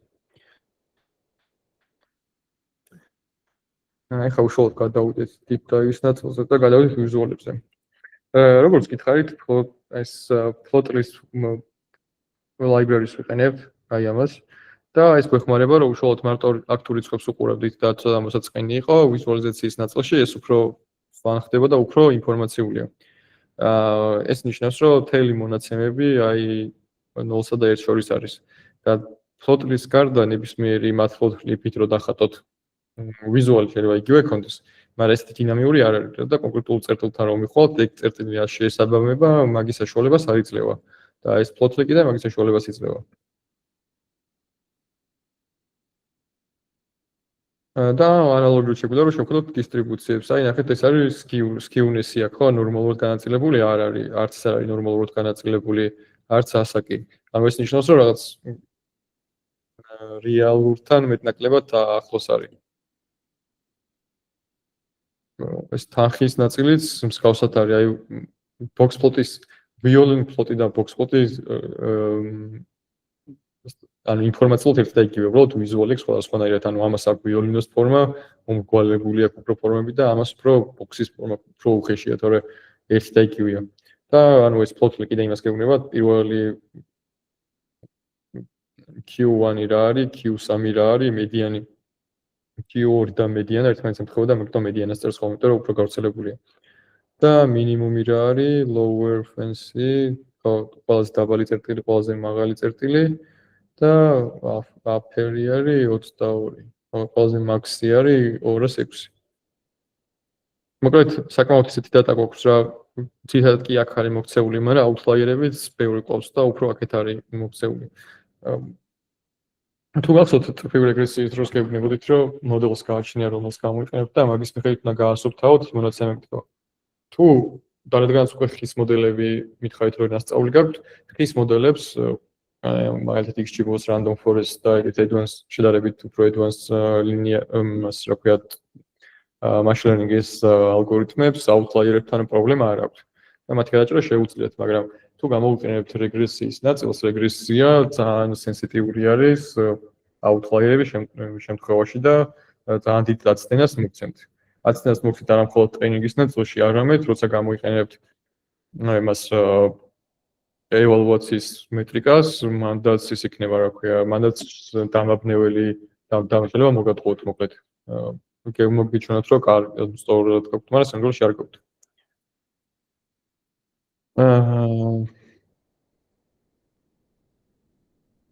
აქ გავასუფთავეთ თუ რატოა ესე? უბრალოდ დახატული მაქვს, რამდენი ნეგატიური ფასები არის თუ არა და რა რენჯი არის მოქცეული, ანუ განაწილებები როგორი აქვს. ანუ აქ ნიშნავს, რომ ძირითადი ფასები აქ არის მოქცეული, თუ გადავჭრით thresholds თუ ავიღებთ და ანახეთ, რადგანაც ვიცით, რომ ძირითადად ფასები 0-50-ის რენჯია და აქეთ რაც ხდება, ეგ მონაცემები რო წაშალოთ უბრალოდ და თავიდან დაფლოტოთ მიიღებთ ესეთ გამოსახულებას. ამის აზრობრივი დატვირთვა ის არის, რომ უფრო კარგი ზუმ აუწაკეთებს და უფრო კარგად გარჩევადია მე უშუალოდ ამ ნაწილში რა ხდება. იმიტომ რომ scale-იც იცვლება მე. აქ რა ხდება? Passenger analysis დროს, ხო როგორ მგზავრების განაწილება როგორია?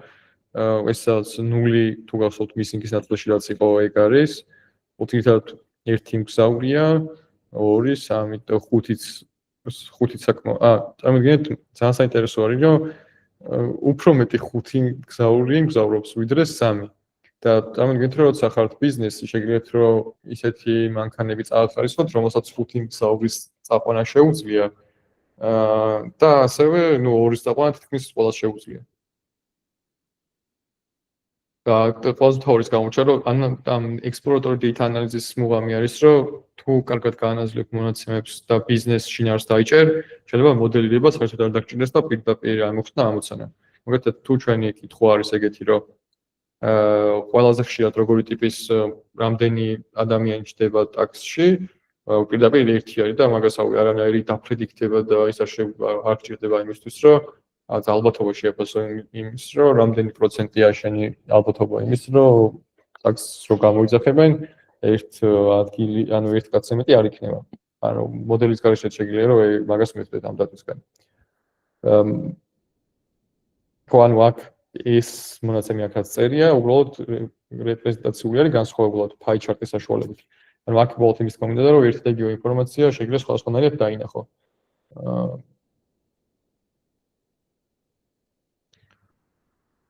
ხო, აქ უბრალოდ ისევ იგივე რაღაც არის dark box plot-ით არის დახატული და რაღაც outlier-ი გვაქვს და ეს outlier-ი 6-ზე რატო გვაქვს? წესით ეს 6 აქვს რა გამოჩენილიყო. აი, ნახეთ plot-ი დაშგვეხმარება, შეგვიძლია დავადოთ ესე კურსორი და გვეუბნება, რომ 893 ადამიანია, ვინც 6, ანუ 6 ცალიანი გამოძახება ჰქონდა 893-ი.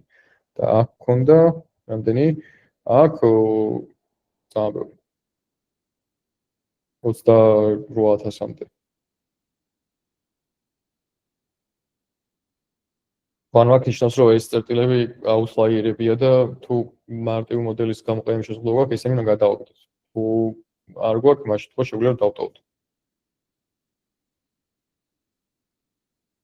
ხო, კიდე ეგეთი რაღაცა არის, რომ მაგათაც როცა ამ პროექტს ვარესერჩებდი, ეგეთი ის წავაწყდი მაგეთი кейსს, რომ თან ახლა ნიუ-იორკი მე არ ნამყოფი არ ვიცი როგორ არის.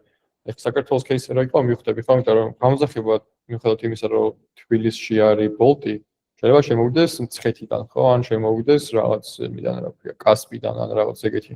და უნდადეს რომ კასპში თბილისიდან გავუშვათ მანქანა Bolt-ის და ჩამოვიყვანოთ გზავრი. და ეგეთ кейსი არ უნდა გაითვალისწინო შენ ყოველდღიურ დატაში, როცა იშვიათია, იმიტომ რომ ეგრე გეგონება რომ შენი გამოძახების რეალი გაცილებით დიდია. მაგიტო ანუ ოფიციალურად დაარესერჩო, ერთ-ერთი სოლუშენი ვნახე, რომ ოფიციალურად დაარესერჩებული იყო რა ზომის არის ნიუ-იორკის არეალი და მაგის მიხედვით იყო გადაჭრილი pick-up location და drop-off location. ასევე შეგიძლიათ რომ მსგავსი როგორც H-ზე ან ნებისმიერ თანხაზე ხატავთ box plots, გეოგრაფიულ ლოკაციაზეც გამოიყენოთ, რომ მიხვდეთ რამდენად ხშირია კონკრეტულ ლოკაციაზე გამოძახება და რამდენად ნაკლებად ხშირი. პროექტიც დაგეხმარებათ იმაში, რომ outlier წერტილები იპოვოთ და მაგას ერთად არ დააკვირდით. შემდეგი კითხვა business-wise შეიძლება იყოს, რომ რა არის ყველაზე აქტიური პერიოდი, როდის შეიძლება რომ მაგათად ყველა ტაქსს უთხრა, რომ გამოთ და რაღაც პერიოდში უთხრა ტაქსების უმრავლესობას, რომ დაისვენეთ, იმიტომ რომ რავი რაღაც ლიმიტირებული რაოდენობა გაქვს ტაქსის წოლების, მაგრამ ხალხის რაოდენობა გაცილებით მეტია. ანუ მოთხოვნა გაცილებით მეტია, ვიდრე მიწოდება და შენი მუღამი ოპტიმიზაციურად არის ის, რომ ტაქსისტები ისე გაანაწილო და ისე დროს ამუშაო და ისე დროს დაასვენო, რომ მაქსიმალურად მეტი მომხმარებლის მოთხოვნა დააკმაყოფილო. ამიტომ შეგვიძლია შევხედოთ გამოძახების დროებს დროში როგორ არის განაწილებული. ღამის 0 ნიშნავს ღამის 12 საათს, ან გამთენის პერიოდს, მერე ესე მცირდება, ანუ ამ პერიოდში ძილის პერიოდი აქვს, თუმცა მაინც არის, მერე ისევ იზრდება და უშუალოდ სამსახურის დაწყების პერიოდში ამოდის, მერე თქობა ამ დროს უკვე სამსახურში არიან, მერე lunch time-ია სავარაუდოდ, მერე ისევ ჩამოდის, მერე სამსახური მორჩა, მერე უკვე არასამსახურებრივი აქტივობებია. პირდაპირ ეს მონაცემი მაგას გეუბნება დროში ხალხი როგორ გადაადგილდება. თუმცა აქ ერთი რაღაც უნდა გავითვალისწინოთ. როცა ესე მთელ დატას აგრეგაციას უკეთებთ, ეს დასკვნა შეიძლება ძალიან სუდად შემოგვიტრიალდეს და ჩვენი დაშვება არ იყოს სწორი. ხარავს გულისხმობ. არსებობს ეგეთი პარადოქსი, რომელსაც ქვია სიმსონის პარადოქსი. და შეიძლება ის ეგეთი რაღაც აღმოჩნდეს, რომ თუ დამატებით ფილტრს შემოვდანთ მაგათაც სეზონურობას და ამ ტიპის გრაფიკს დავრანავთ და გავუშვებთ არა მთელ წელზე, არამედ გაზაფხულზე, შეიძლება ეს სურათი პირიქით, ანუ აი ეს სურათი იყოს ძალიან შევსებული. ეს პერიოდი იყოს დატვირთული. და პირიქით, ანუ სამუშაო საათები იყოს ძალიან დაბალი მოთხოვნის. თუ ზამთარია, შეიძლება ეს მხარე სულ 0 იყოს და აქ იყოს სულ მოქცეული. ამიტომ რაც ესე ერთჯერადე big picture-ში შენახვა და მე მაგაზე შეხედვა და მაგაზე და გადაწყვეტილების მიღება, მთლად სწორი გადაწყვეტილება არ არის. ერთია რომ რაღაც ზოგადად წარმოდგენა შეიქმნათ, მაგრამ მეორეა რომ სადაც რომ ჩაუღმოდეთ. ასე რომ დავუკვირდეთ დღეების მიხედვით როგორ იცვლება, შეგვიძლია დავუკვირდეთ, ნახოთ რომელი დღე არის ყველაზე აქტიური, რომელი დღე არის ყველაზე ნაკლებად აქტიური. აი მაგალითად ბუნებრივია რომ პარასკევს, ხუთშაბათს და პარასკევს ხალხის აქტიურობა იწყება, რა დასალევად დადიან, გასართობად დადიან ან რაღაც ესეთი და აქ იზრდება, აქ კიდე მცირდება. კვირას ხალხი იბრძადება იმისთვის, რა ქვია, სამსახურს ჩასასვლელად და ბუნებრივად მცირეა.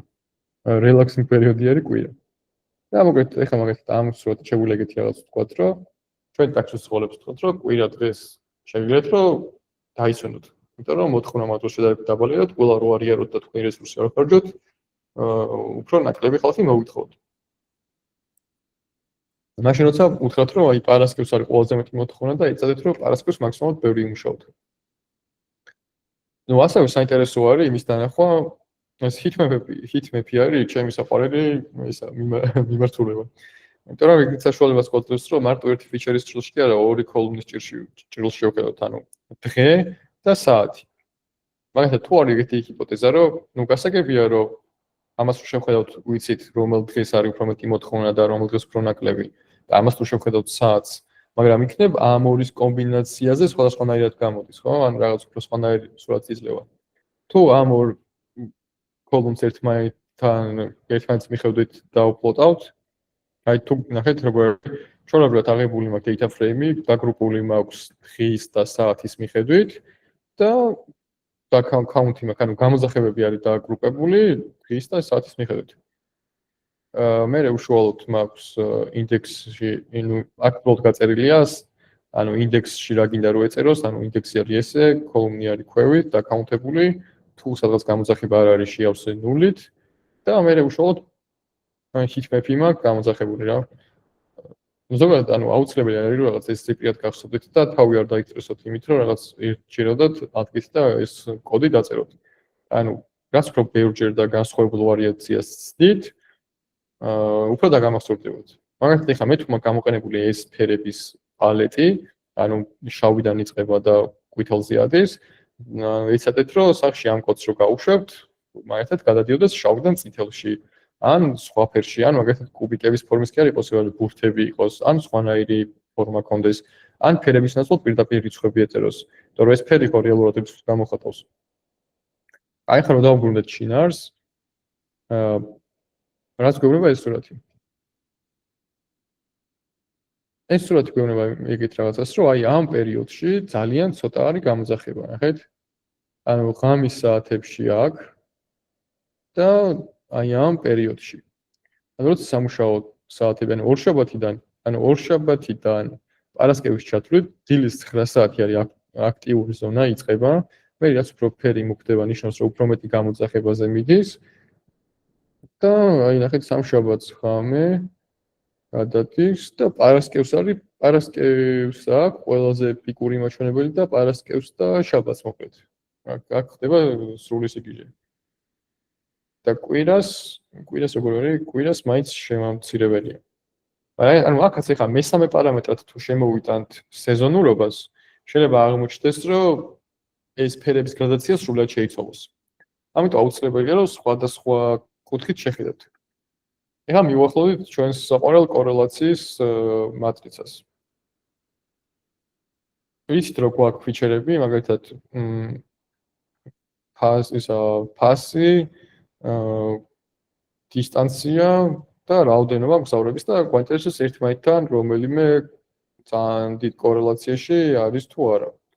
და აქ თუ შევხედავთ, ეს წერტილი არის რომ pick-up-ი და drop-off-ი ერთმანეთთან კავშირში არის.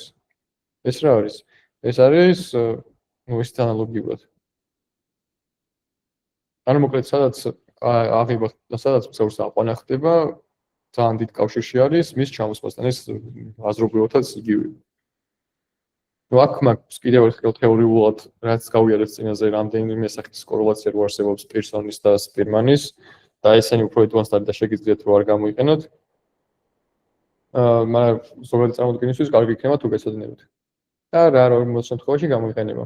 უბრალოდ სპირმანი არის არა non-linear კავშირის დასადგენად კარგი და პერსონი მხოლოდ linear კავშირის დასადგენად. Outlier ანალიზების დროს. ხო, ეხლა outlier ანალიზები. სტატისტიკაში ვისწავლეთ, რომ ნორმალური დისტრიბუცია როცა გვაქვს, ან რაღაც ნებისმიერი დისტრიბუცია, როცა 3 სიგმათი გადახრილია, იმის იქით ვიძახით, რომ ეგ უკვე, ანუ 1 სიგმათი გადახრა ნიშნავს, რომ 68% ვფარავთ მონაცემების, 2 სიგმათი ნიშნავს, რომ 95, 13 ნიშნავს, რომ 99 თუ რაღაც ეგეც ფარავთ. და მაგის იქით რაც არის, ანუ 3 სიგმის იქით გადახრა რაც არის, მაგათ ვეძახით outlier-ებს.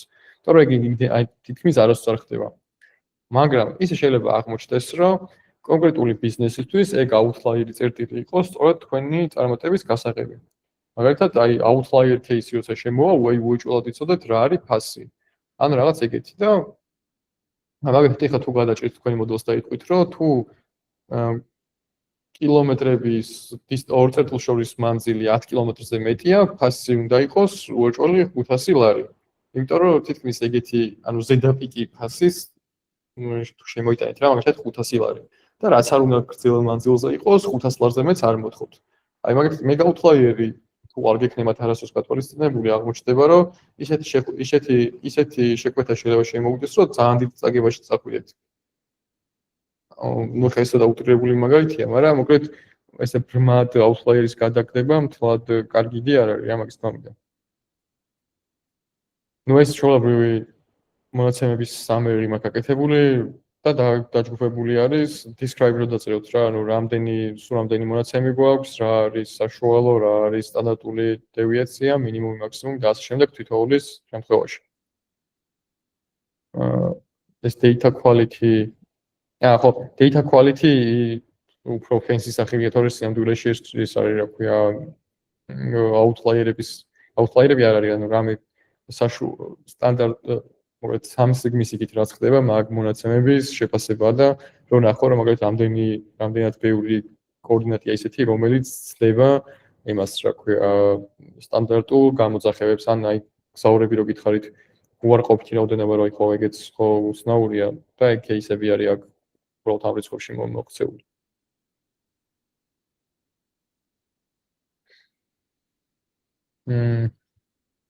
ახლა ანუ ეს გრაფიკი აღწერს რას? აი ფლოტისგან გამოსხივებით. დავიკარგე მგონი. ხო, ახლა აქ რა მოხდა, ნახეთ. აქ გამოყენებული მათ ფლოტის, რომელიც ყველაზე სტანდარტული ბიბლიოთეკაა, ხო? თუ ფლოტის აიღებთ და აქ რო კურსორს მქონდა, რიცხვს გიწერდათ და აქ ეგრე არ ჩანს და უბრალოდ აი 2D-ში დახატული ვიზუალიზაცია. ნუ კი არ ვაყენებ, უბრალოდ ის არის. ნაკლებად fancy და ინფორმაციულია. მოკლედ, თუ ავიღებთ ჩვენს მონაცემებს და დავგრუპავთ groups ნიშანს და დავაჯგუფებთ გამოძახების საათი როგორ არის დაკავშირებული ფასთან, ეგეთ რაღაცას მივიღებთ, რომ ანუ საათები კი ცვალებადია, მაგრამ ფასები შესაბამისად მიყვება, ანუ სადაც მოთხოვნაც მცირდება, იქ ფასი იზრდება, მაგას ნიშნავს. ანუ თუ მაგალითად დილის 5 საათია აი ამ ადგილზე ნიშნავს რომ ცოტა გამოძახებაა ხო და ისაც ლოგიკურია რომ ტაქსების რაოდენობა ცოტაა. რომ ტაქსებსაც წინავთ. ამ შემთხვევაში ფასი მაღალია მოთხოვნა მიწოდების პრინციპიდან გამომდინარეობს რომ დაბალანსდეს. ანუ რამდენად უღირს ტაქსის რომ დილის 5 საათი ადგეს, მივიდეს და შეკვეთა გააკეთოს. მაშინ როცა იგივე მანძილის და იგივე სირთულის დავალება უფრო იაფად გააკეთებინა სხვა დროს.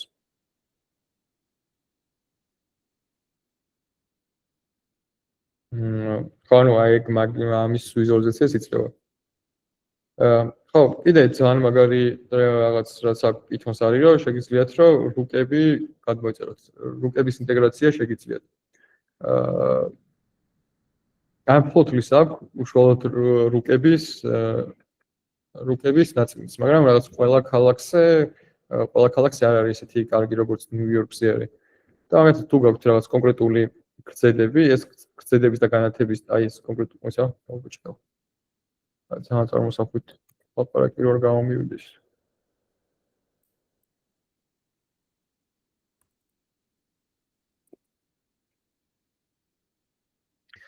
აი ამ გამოძახების გრძედი და განედი და ჩამოსმის გზავრის გადმოსმის გრძედი და განედის წერტილები რომ მივთითოთ, მაგ ყველაფერს გადმოიტანს აქ.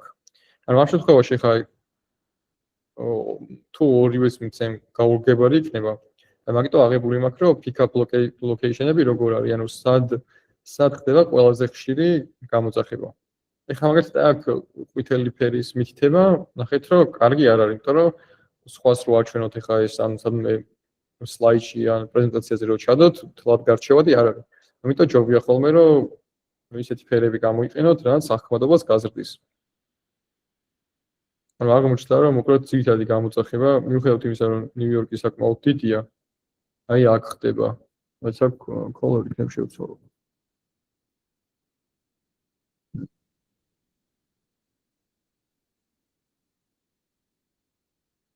ნახდება, აი გოლდის ნაცვლად იყოს მოდი პინკი ვცადოთ. ვიმუშაოთ. Okay, okay.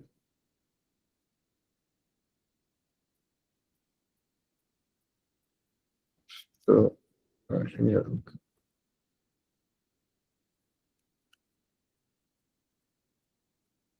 აი pink color-მაც არ იმუშავა, მოდი, კიდე რა ფერი შეიძლება ავიღოთ ისეთი. აა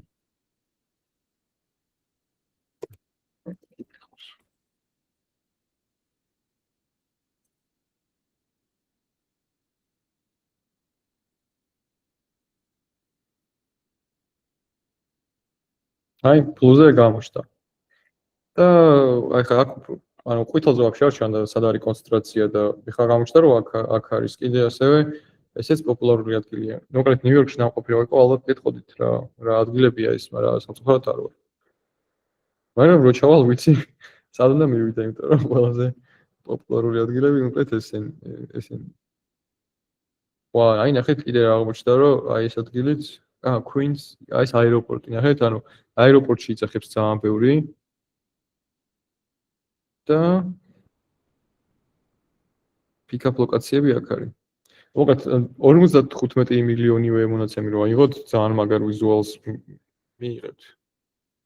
მაგრამ კიდე ის უნდა მეთქვა, რომ რუკის გაშვების დროს იცადეთ, რომ ძალიან ბევრი დატა არ გამოიყენებთ, იმიტომ რომ ეს ძალიან მძიმეა კერნელისთვის და შეიძლება მოკვდეს. სინამდვილეში ციკლს უეძახი იმას, რომ გაჭედოს და დარესტარტება მოგიწევთ მთელი ბიბლიოთეკის. მოდი აბა კიდე გავაკეთოთ zoom out-ი საიდან არის. ხო ხა ნახეთ, ეს არის წყალშერი გამოძახება, ანუ ეს ეხა outlier-ია და შეგიძლიათ რომ გადააგდოთ, ანუ ეს კონკრეტული კოორდინატები მოძებნოთ მსგავსი ეს რა ქვია და გადააგდოთ. მაგრამ თუ უბერია Uber-ს გქონი, ისიც ყავს boat-ი რო ყავს მახსოვს ლონდონში იყო boat-ი. შეიძლება ნიუ-იორკში ყავს, არ ვიცი. მაგრამ მოკლედ თუ ეგრე არ არის, შეგვიძლია გადავიდეთ. ხო, რა ისეთი ის მივიღეთ. ძალიან დიდი zoom out რო გავაკეთოთ, სხვა წერტილი არ არის, ანუ ყველაფერი მეტნაკლებად ნორმაშია. ეს არის drop off-ი, ანუ სად ჩამოვსვით ხალხი. ხო, რა უცნაურია, ნახეთ, ანუ drop off-ი უფრო განაწილებულია, უფრო ანუ აქ არის ძალიან ბევრი.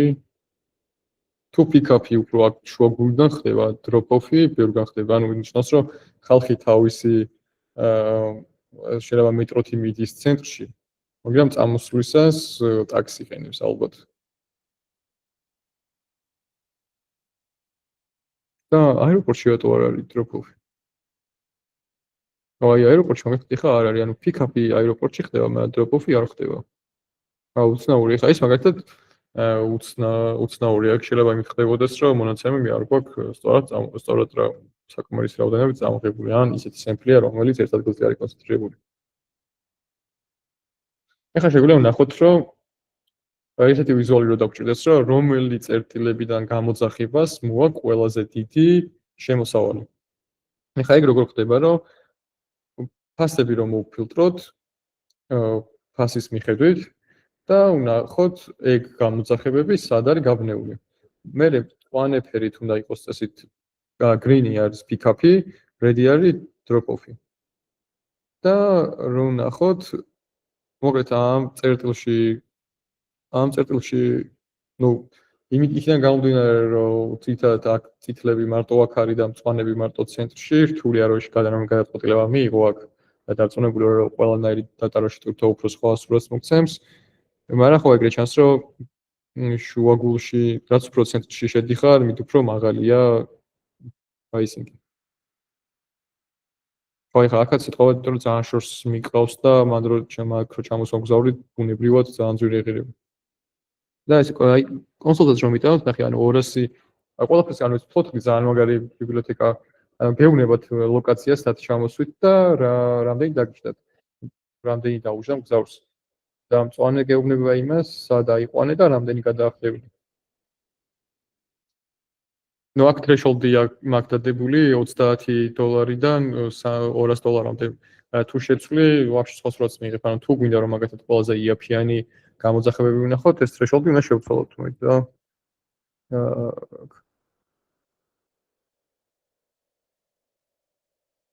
ეს მარტივად უნდა მოხდეს ეგ ფერი, ვიცი, RS გზეთი კანონები, layout-ის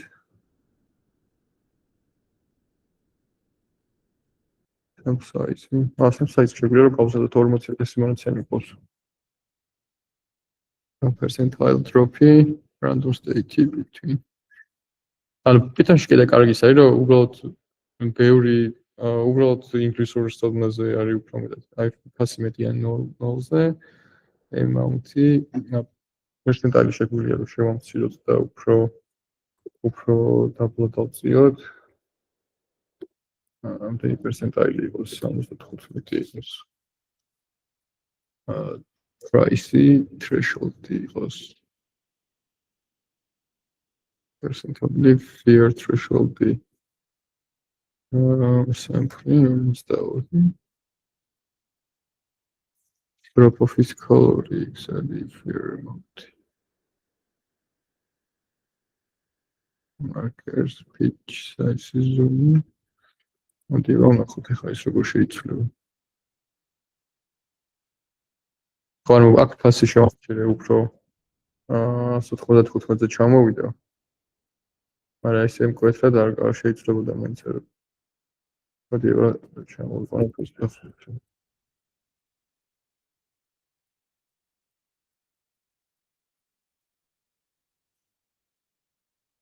აი ახლა 25-ზე რომ მოსკენი უფრო მეტად შეიცვალა, უფრო მეტად გავრცელდა ეს ფერები, ანუ რაც უფრო დიდად გაზრდი, უფრო მიჩხერი გახდება, უფრო ნაკლები data point გამოჩნდება. მოკლედ ამას თამაში შეგიძლიათ სახშიც რაღაცები შეგიძლიათ შეცვალოთ და დააკვირდეთ თითოეულის დროს როგორ გაიზრდება და ან შეიმცირდება. აკიდე ანუ ეგეთი გრაფიკი რო წარმოიდგინოთ, რომ ესეთი მონაცემი გავაკეთე, რომელიც გვეუბნება სწავს რაღაცას, რომ ლოკაციის მიხედვით თუ შევხედავთ რა ყველაზე მეტად ფასები სად და რომელ ლოკაციაზე არის განაწილებული. რაღაც უფრო მინდოდა რომ challenge-ი გამეკეთებინა რამდენად normal distribution ექნებოდა ან რაღაც როცა იმიტომ რომ დიდი რიცხვების კავიდან გამომდინარე რაც უფრო მეტი მონაცემი გაქვს ზოგადად ნორმალური განაწილება გამოდის და მაგის ჩვენება მინდოდა data როგორ ქნებოდა განაწილებას თუმცა ეგ არ გამომივიდა, იმიტომ რომ ერთი რო სწორად არ აღწერს ეს როგორც მაგდა. მე კიდე ლოკაციის based ქვევით გრძედები და განედებია და სწორად ვერ აღწერს. ანუ უბრალოდ იმიტომ დავტოვე ეს, რომ როცა რაღაც ვიზუალს აკეთებთ, კარგად უნდა გესმოდეთ, ისი შესაძლებლობა აქვს და მაგის მიხედვით გააკეთოთ. სწორედ შეიძლება ის რაღაც გააკეთოთ, რომ მაგას არანაირი შინაარსი არ გქონდეს და ყველა დაგჭიროთ თქვენი დრო. გასართობად ჩვენი. აი ოკეი, ანუ ეს არის რაღაც ვიზუალიზაციის ამბავი რა როგორ შეგიძლიათ რომ გამოიყენოთ თითოეული ნაწილი. ну მოკლედ გეოლოკაციური ნაწილი გავიარეთ, სურათებით დაახლოებით როგორ შვება, ტექსტების word cloud-ით იცით.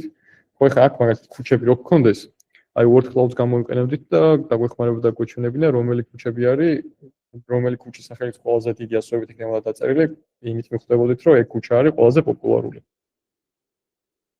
ახლა გადავიდეთ უშუალოდ მოდელირების ნაწილზე. ბოდიში თუ იცი რომ ძალიან დაიღალეთ, მაგრამ ისე ძალიან დიდი ვიდეო გამოვიდა და სხვანაირად. ახლა შევეცადოთ რომ ჩვენი ფიჩერები უფრო გავზრდოთ და გავაკეთოთ ისეთი მოდელი, რომელიც დაგვეხმარება რომ prediction-ი გავაკეთოთ ფასების.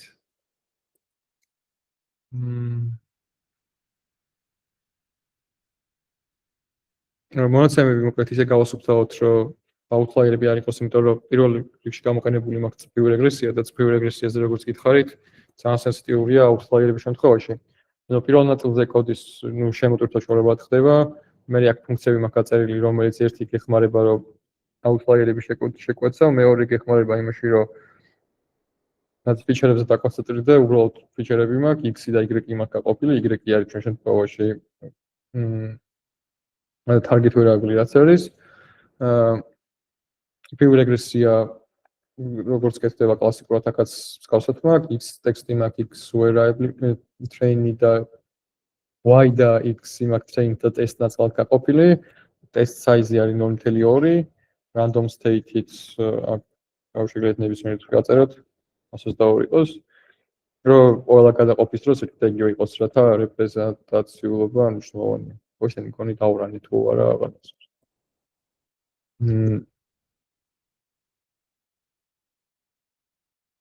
ხო, ანუ გამოყენებული მაქვს R square-ი და root mean square error-ი. Float-ი, ეს კლასიკური დაკლებვა არის, რეზიდუალების ნაწილიც. ეს pipeline-ის ნაწილია, რომ ყველაფერი ზევით რაც გავუშვით, ეგ ყველაფერი გააერთიანოს. პირველ რიგში რა არის ჩვენი data-ის ნაწილი, რაც არის df-ი, შედის x და y-ს გვეხმარება რომ გამოვყოთ. ნუ ხო ზევით რა ფუნქციებიც გავწერეთ, იმაში შედის ყველა მონაცემი და გვეხმარება რომ უკვე დავუყენოთ. ხო, ეხლა ეგეთი რაღაც მოხდა, რომ როცა ჩვენი მონაცემები რაც გვაქვს, იმაზე გავუშვით, ისა, დავაპიროს. მოგეთ, გვაქვს ჩვენი ფიჩერები, pick-up-ი, drop საჩამოსმა და მსგავსი რაღაც, ასევე პასენჯერების რაოდენობა, საათი, თვე, წელი, day of week-ი მაქვს, რომელზეც არის გამოძახებული, ეგ არის მაგალითად თუ ერთია არის ორშაბათი, თუ ორი არის სამშაბათი და ასე შემდეგ, ანუ მაგაში არაფერი გასაკუთრებული არ არის და ეგ ფიჩერები მაქვს და მაგით ვთქვათ, რომ შევაფასო ფასი გამოძახების ფასი. რო დავატრეინინგეთ და გავაკეთეთ ჩვენი x-ი, მერე y-ზე და ტესტზე და ვნახეთ, რომ შედეგი არის ძალიან ცუდი, იმიტომ რომ R square-ი გვაქვს 28, 0.28. ტესტზე უფრო დაბალი. მაგრამ ის როგორც ვიცით, ეს არის ყველაზე მარტივი x და ამის გაკეთების.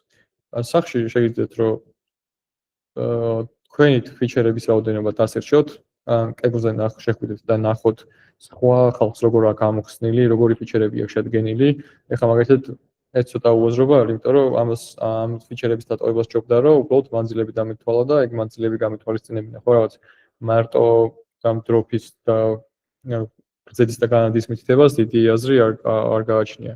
გარდა ამისა, კორელაციის კოეფიციენტის დათვლის დროსაც ნახით, რომ გრძედი და განადის წერტილები ძალიან მაღალ კორელაციაში იყო და ეგ არ არის კარგი, რომ ესეთ ლინიარ რეგრესიაში ითვალისწინებ. ასე რომ თქვენ თავზე რო ბევრი მუშაობთ, შეგიძლიათ ამ მიმართულებით სხვადასხვა ვარიანტებით ცადოთ. კიდე, ხო, ეს ბიბლიოთეკა, ეს ფაილი არის შედგენილი ისე, რომ ვიწყებ ლინიარ რეგრესიით და მე რო ვცდილობ, რომ გავართულო მოდელები, რომ რაღაც სხვადასხვა გავართულოში ნიშნავს, რომ უფრო მეტი ფიჩერ და მონაცემები უფრო კარგად გავასუფთავო, უბრალოდ რეგრესია კი არ გავაკეთო, ანუ შევეცადო, რომ gradient descent-ი გამოვიყენო, რაც უკვე გავლილი გვაქვს.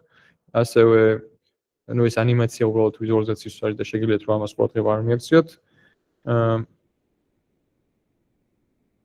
იტერაცია მაქვს რაღაც 50 ჯერ უნდა გავუშვათ, learning rate-ი არის 0.1, sample size-ი არის 1000, ну ეს ცოტა, მაგრამ შეგიძლიათ გაზარდოთ ეს უფრო სწრაფად რომ მოხდეს, მაგიტომ აქ გაშვებული. და ხო, აქ ახსნას აქვს რა რატომ აქ აკეთებული. ეს შეგვიძლია რომ ცოტა გავზარდოთ. 500-მდე ავწიოთ. და კაი იყოს 3000.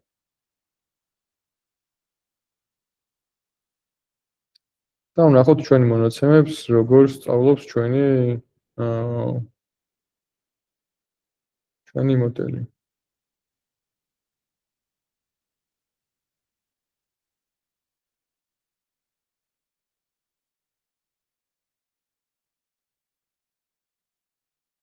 როცა თქვენ დავიჭდელიყო, მაგრამ რაღაცა საბოლოო ვერსია ქნა ჩანდეს.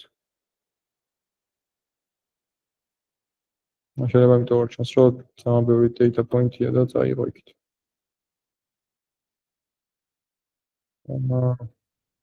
अच्छा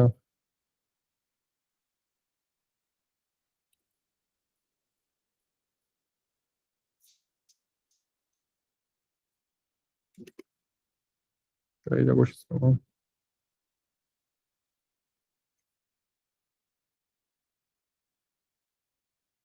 Eu só não tá dando bem. Ó, vamos tudo. Konkrēt ეს წერტილები რაც გაჩვენეთ, ეს გვიჩვენებს როგორ სად პოვლობს ყველაზე ოპტიმალურ წერტილს. ამ ხაზის ოპტიმალურად გავლების შინაარსი, რაც პირველ ლექციაზე გავიარეთ პროგრესიაში, ზუსტად იგივე, ანუ ცდილობს, რომ ზევიდან ზევით ავიდეს, ან ზევიდან ქვევით ჩამოვიდეს და გაჩერდეს იქ, სადაც ყველაზე კარგი ევალუაციის მეტრიკი გვექნება. ოკეი, აქ მაქვს უშუალოდ კიდე აქ რამე განსხვავება. ხო, აქ შევეცადე, რომ აქ უბრალოდ learning rate დავამატე წრფივ მარტივ რეგრესიას, მაგრამ აქ უშუალოდ feature engineering-ი ჩავამატე. feature engineering-ში გულისხმობ, რომ უკვე სხვადასხვა დისტანციები დავთვალე. კიდე რაღაც day of week-ები, სეზონურობაც მაქვს გათვალისწინებული წესით. rush hour-ი არის თუ არა, rush hour-ის დეფინიცია მე შემოვიტანე, რომ დილის 7-დან 9-მდე, 17 საათიდან 19 საათამდე, მაგრამ ესენი შეგიძლიათ, რომ თქვენ თვითონ ცვალოთ. ეს threshold-ები, threshold ნიშნავს, სადაც გადავჭერი მონაცემები. დაფუძნებული არის იმ ვიზუალიზაციაზე, რაც EDA ნაწილში ვნახე. იმიტომ რომ EDA-ში ჩანდა, რომ ყველაზე მეტი მოთხოვნა rush hour-ებში ამ დროს იყო. კიდე აქ რა ხდება, pick-up-ი, creating learning animation, აი ამ სხვა ყველაფერი აქ წესით, ყველაფერი იგივეა. აქ უბრალოდ GIF-ის ფუნქცია ვნახე, როგორ უნდა გაკეთებულიყო GIF-ი.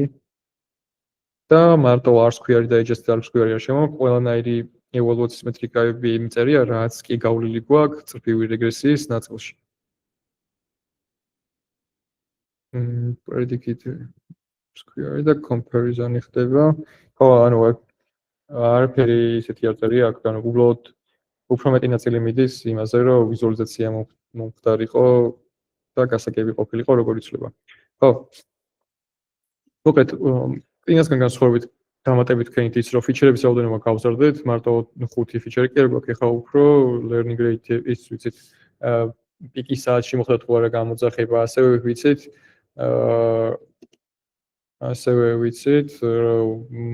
weekend-ია თუ არა, weekend-ი სამუშაო დღეა თუ არა.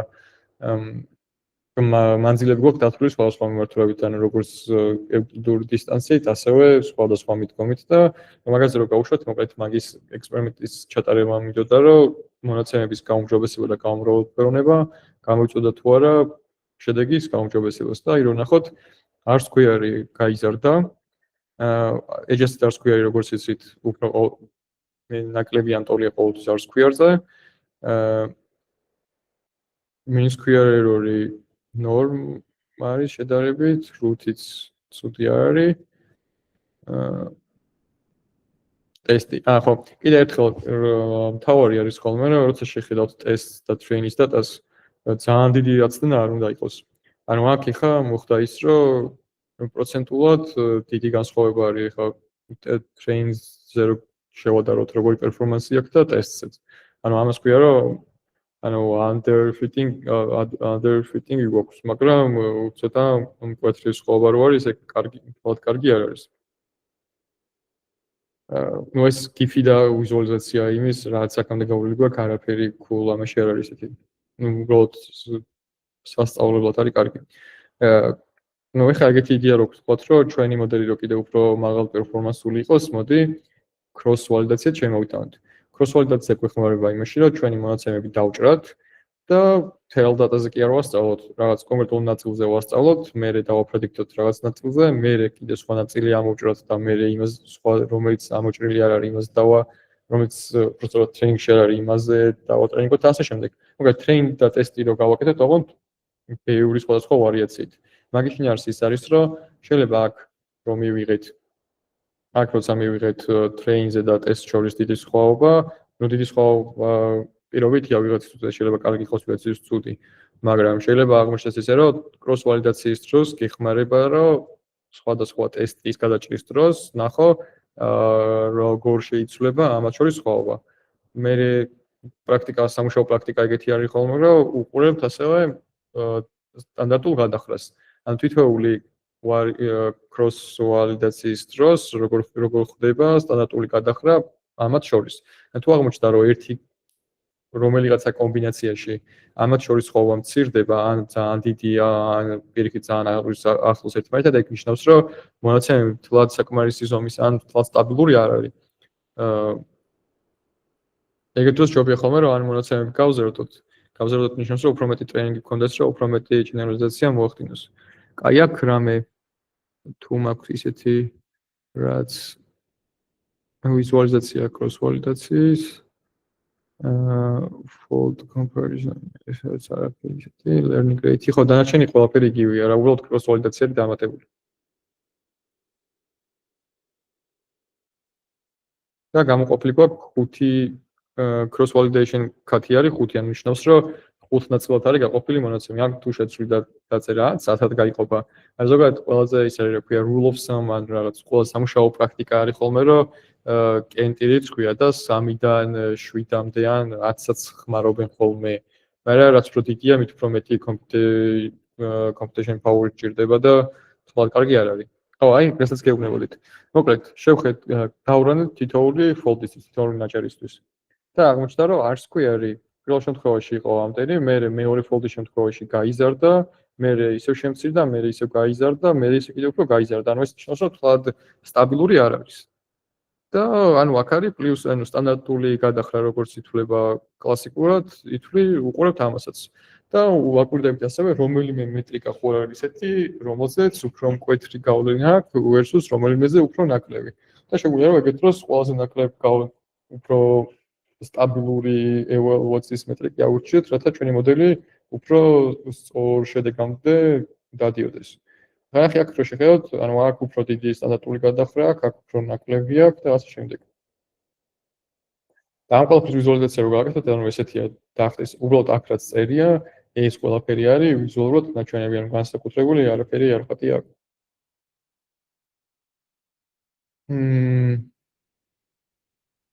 ხო, ანუ აქ ერთადერთი ის არის, რომ თუ მაგალითად მოცემული არ არის რომელი evaluation მეტრიკა უნდა გამოიყენო, მაგ შემთხვევაში ისეც აარჩევ, რომელსაც ყველაზე სტაბილური პერფორმანსი აქვს.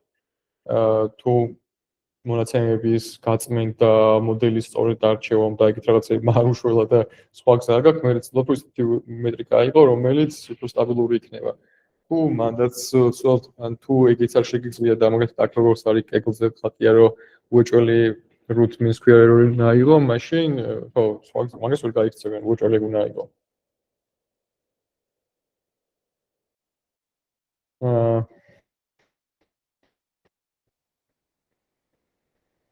ანუ აქ რაც ზევით არის ნაჩვენები trains და tests-ზე როგორც არის განაწილებული, ეგ არის, ეს არის რეზიდუალების დისტრიბუცია, ხო, რაც უფრო ნახეთ, ანუ რეზიდუალები თუ ესე ძალიან გაფანტულია, ეს ნიშნავს, რომ ჩვენი მოდელი კარგად არ მუშაობს. ანუ ჩვენი მონაცემებს კარგად ვერ ერევა.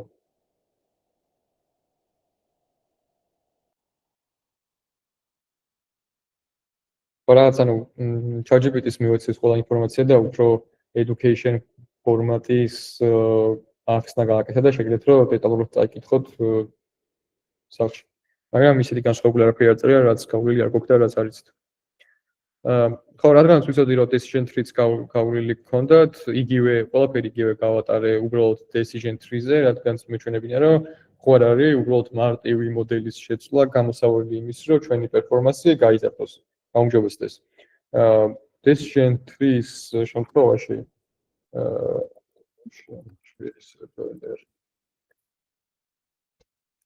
აი მაგალითად linear regressive-ისგან განსხვავებით decision tree-s აქვს ძალიან ბევრი ჰიპერპარამეტრის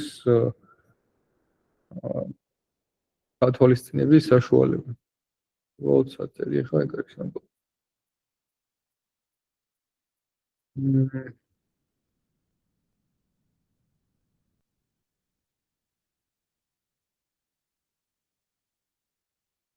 აგრეთვე linear regressive-ს თუ აქვს მარტო ერთი feature random state-ის გაწერა, decision tree-ზე შეგიძლია რომ სხვადასხვა პარამეტრები ცვალო. მაგალითად, max steps ნიშნავს, რომ რა სიღრმეზე შეგიძლია რომ გაიზარდოს შენი მოდელი, ასევე sample-ის დასპლიტაზე რაზე შეიძლება რომ გაჩვენოთ, ანუ რა არის ის მინიმალური sample, რის მერეც არ გასპლიტავს.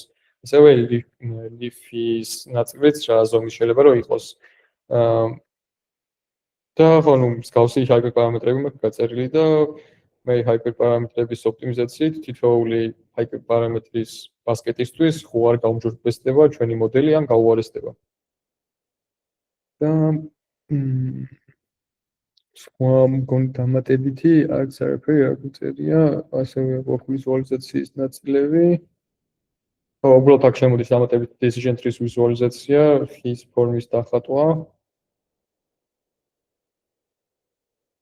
მოკლედ ამ სიგრძის კოდმა არ შეგაშინოთ სინამდვილეში არაფერს ისეთი არ წერია, უბრალოდ GPT-ს ვთხარი, რომ decision trees მოდელი უფრო გასაგები და ინტერპრეტაციული ყოფილიყო და უფრო overcoding-ი წერია, ვიდრე სინამდვილეში ამდენიმე ხაზი კოდი არის. უბრალოდ ვიზუალიზაციის გამო ძალიან ზრდის კოდს.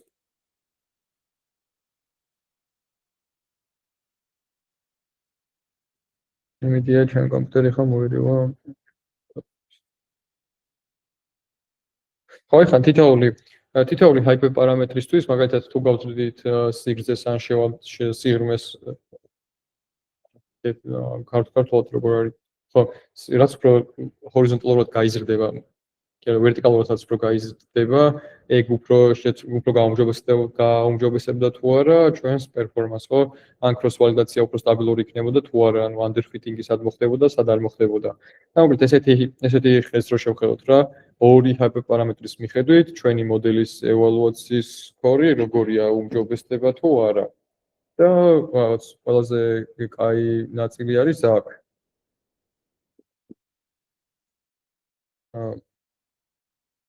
ასევე decision trees კარგი ის აქ რო გვეხმარება რომ წარმოვაჩინოთ რომელი არის ყველაზე მნიშვნელოვანი ფიჩერები და აქ არის რაღაც Manhattan distance-ი უფრო კარგად მუშაობს ვიდრე ეუკლიდური დისტანცია, უფრო მნიშვნელოვანია უფრო სწორად და ეგ ლოგიკურიც, იმიტომ რომ როგორც გითხარით ნიუ-იორკის Manhattan distance-ის გამოთვლის მუღამი არის, რომ ნიუ-იორკის кейსი არის, რადგან ქუჩების არქიტექტურიდან გამომდინარე, ასევე წელს აქვს მნიშვნელობა, რომელ წელს მოხდა drop-off-ი და ის თუ მაინც არის, ანუ rush hours და weekend-ია თუ არა, მაგას დიდი მნიშვნელობა არ ქონია. და ვნახოთ, როგორ გაუმჯობესდა ჩვენი მოდელი. ნახეთ, ანუ ბეროთ უფრო სტაბილურია, ანუ ძალიან პატარა სტანდარტული გადახრა აქვს, ანუ თითქმის იგივე ადგილზე რჩება სულ. just stars query არის ნორმალურია. სიღრმე ზოგადად ძალიან ხუთი under question არის, მაგრამ ხუთი სიღრმეს აქ ხეს მაინც ღრმად ითვლება. და მოკლედ ის არის რა, pipeline-ში გახილულია სხვადასხვა მოდელების შემთხვევაში და სხვადასხვა ვარიაციის შემთხვევაში, როგორ გაიზრდება ჩვენი მოდელის პერფორმანსი. ანუ ეს ნაწილი უფრო advanced არის და ჯობია რომ ეხლა არ გაიაროთ, როცა მორჩევით ყველანაირი machine learning-ის მოდელებს, როცა ამოწურავთ, stacking მოდელები მე გამოიყენეთ, იმიტომ რომ stacking მოდელები წარმოადგენს რას? რომ ყველანაირი სათითაოდ აღებული მოდელი, მაგალითად machine learning, ისა წრფივი რეგრესია, random forest-ი, XGBoost-ი, SVM-ი და ასე შემდეგ, ეგენი შეგვიძლია გააერთიანოთ და დემოკრატიის პრინციპი შეიძლება ამუშაო, რომ ყველა მოდელის გარანვით, ანუ მოკლედ სასალკე შეფასებით, საერთო ასს თვალისწინებს ყველასაც, ანუ linear regression-ის ასს თვალისწინებს decision tree-საც და რამდენ მოდელსაც აქ გაწერთ, ყველას მიხედვით მიიღებს გადაწყვეტილებას. და მაგით ეძახიან რომ ამას stacking მოდელს და მაგაზეც მაქვს დათვლილი. უბრალოდ შეცადეთ რომ ეხლა ამას არ შეხედოთ, მაგრამ გქონდეთ და როცა გადახვალთ მაგ ნაწილზე, მე დავუბრუნდეთ ამ pipelines. ხო, კიდევ feature engineering-ის ნაწილზე მე რაც მოვალ ესეთში ჩემი ძალებით და სხვა ბიბლიოთეკებს გადავხედე, რაც თეგლის აი ამ ნაწილზე იყო, ყველაზე კოდებში აქ რომ მოვფილტრავთ most votes და most comments რო ნახავთ, მოკლედ ეს ნიშნავს რომ ყველაზე პოპულარული ბიბლიოთეკები ნაშრომებია ეგენი. და მაგის მიხედვით მაქვს რომ მე ნახა მაგალითად როგორი ფიჩერები შეგვიძლია გავაკეთოთ, იმიტომ რომ ეხლა ჯამში 10 ფიჩერი მაქვს და 10 ცალი ფიჩერის გამოყენება ძალიან ცოტა არის, ხო, რაღაც უფრო მეტი უნდა იყოს. და მაგათი იდეები მაქვს გადმოკოპირებული ამ შემთხვევაში, რაღაც უფრო გეოგრაფიული ფიჩერები და უფრო საათობრივი ნაწილები. მაგრამ სულ ეს არის, ვიცი რომ ძალიან ბევრი ინფორმაცია იყო, უბრალოდ 2 საათზე მე თან გამოგდო და მე სხვა დეტალურად რო გავყოლოდით. არ გაისტრესოთ, ეცადეთ რომ ყველაფერს გადაყვეთ ნელ-ნელა, ძალიან ბევრი ინფორმაცია წერია, თითქმის ყველაფერს ფარავს machine learning-ულ ნაწილში ეს ბიბლიოთეკები, მაგრამ რაღაც backend forces პრინციპით უნდა იმუშაოთ, რაღაცებს გაიგებთ, რაღაცებს ვერ გაიგებთ. მე რაღაც დროს დაუბრუნდებით, რაღაცებს გადახედავთ, რაღაცებს ვერ გადახედავთ. ანუ ChatGPT-ის ეპოქაში როცა ცხოვრობთ, შეგიძლიათ რომ ნებისმიერი კოდის ნაწილი მიწეროთ და უფრო გასაგები და ნაკლებად სტრესული იქნება, რომ მიხვდეთ რა როგორ მუშაობს და რანაირად. არა, თავარია research-ის ნაწილში არ უნდა დაგეზაროთ, ანუ თვალად მზად პასუხებს არ დაელოდოთ და იცოდეთ, რომ ეს ბიბლიოთეკა ამ notebook-საც გამოგზავნით, რა იდეას მოგივათ, შეცვალეთ ხოლმე, გადააკეთეთ, რომ რაც სენსი ჩამოგაყალიბდეთ, მაგალითად decision tree, რომელ ფიჩერებზე უფრო მუშაობს, რომელზე უფრო აკეთებს overfitting-ს რა არის, მაგალითად იმ სიღრმის decision trees მაქსიმალური სიღრმეების მერეც უკვე აი სულ overfitting-ში მიდის და უფრო და უფრო გიფუჭდება მოდელი მაგალითად. და ესე შემდეგ. მოკლედ ეხლა შეგიძლიათ რომ კითხვები დამისვათ, მე sharing-ს გავაჩერებ.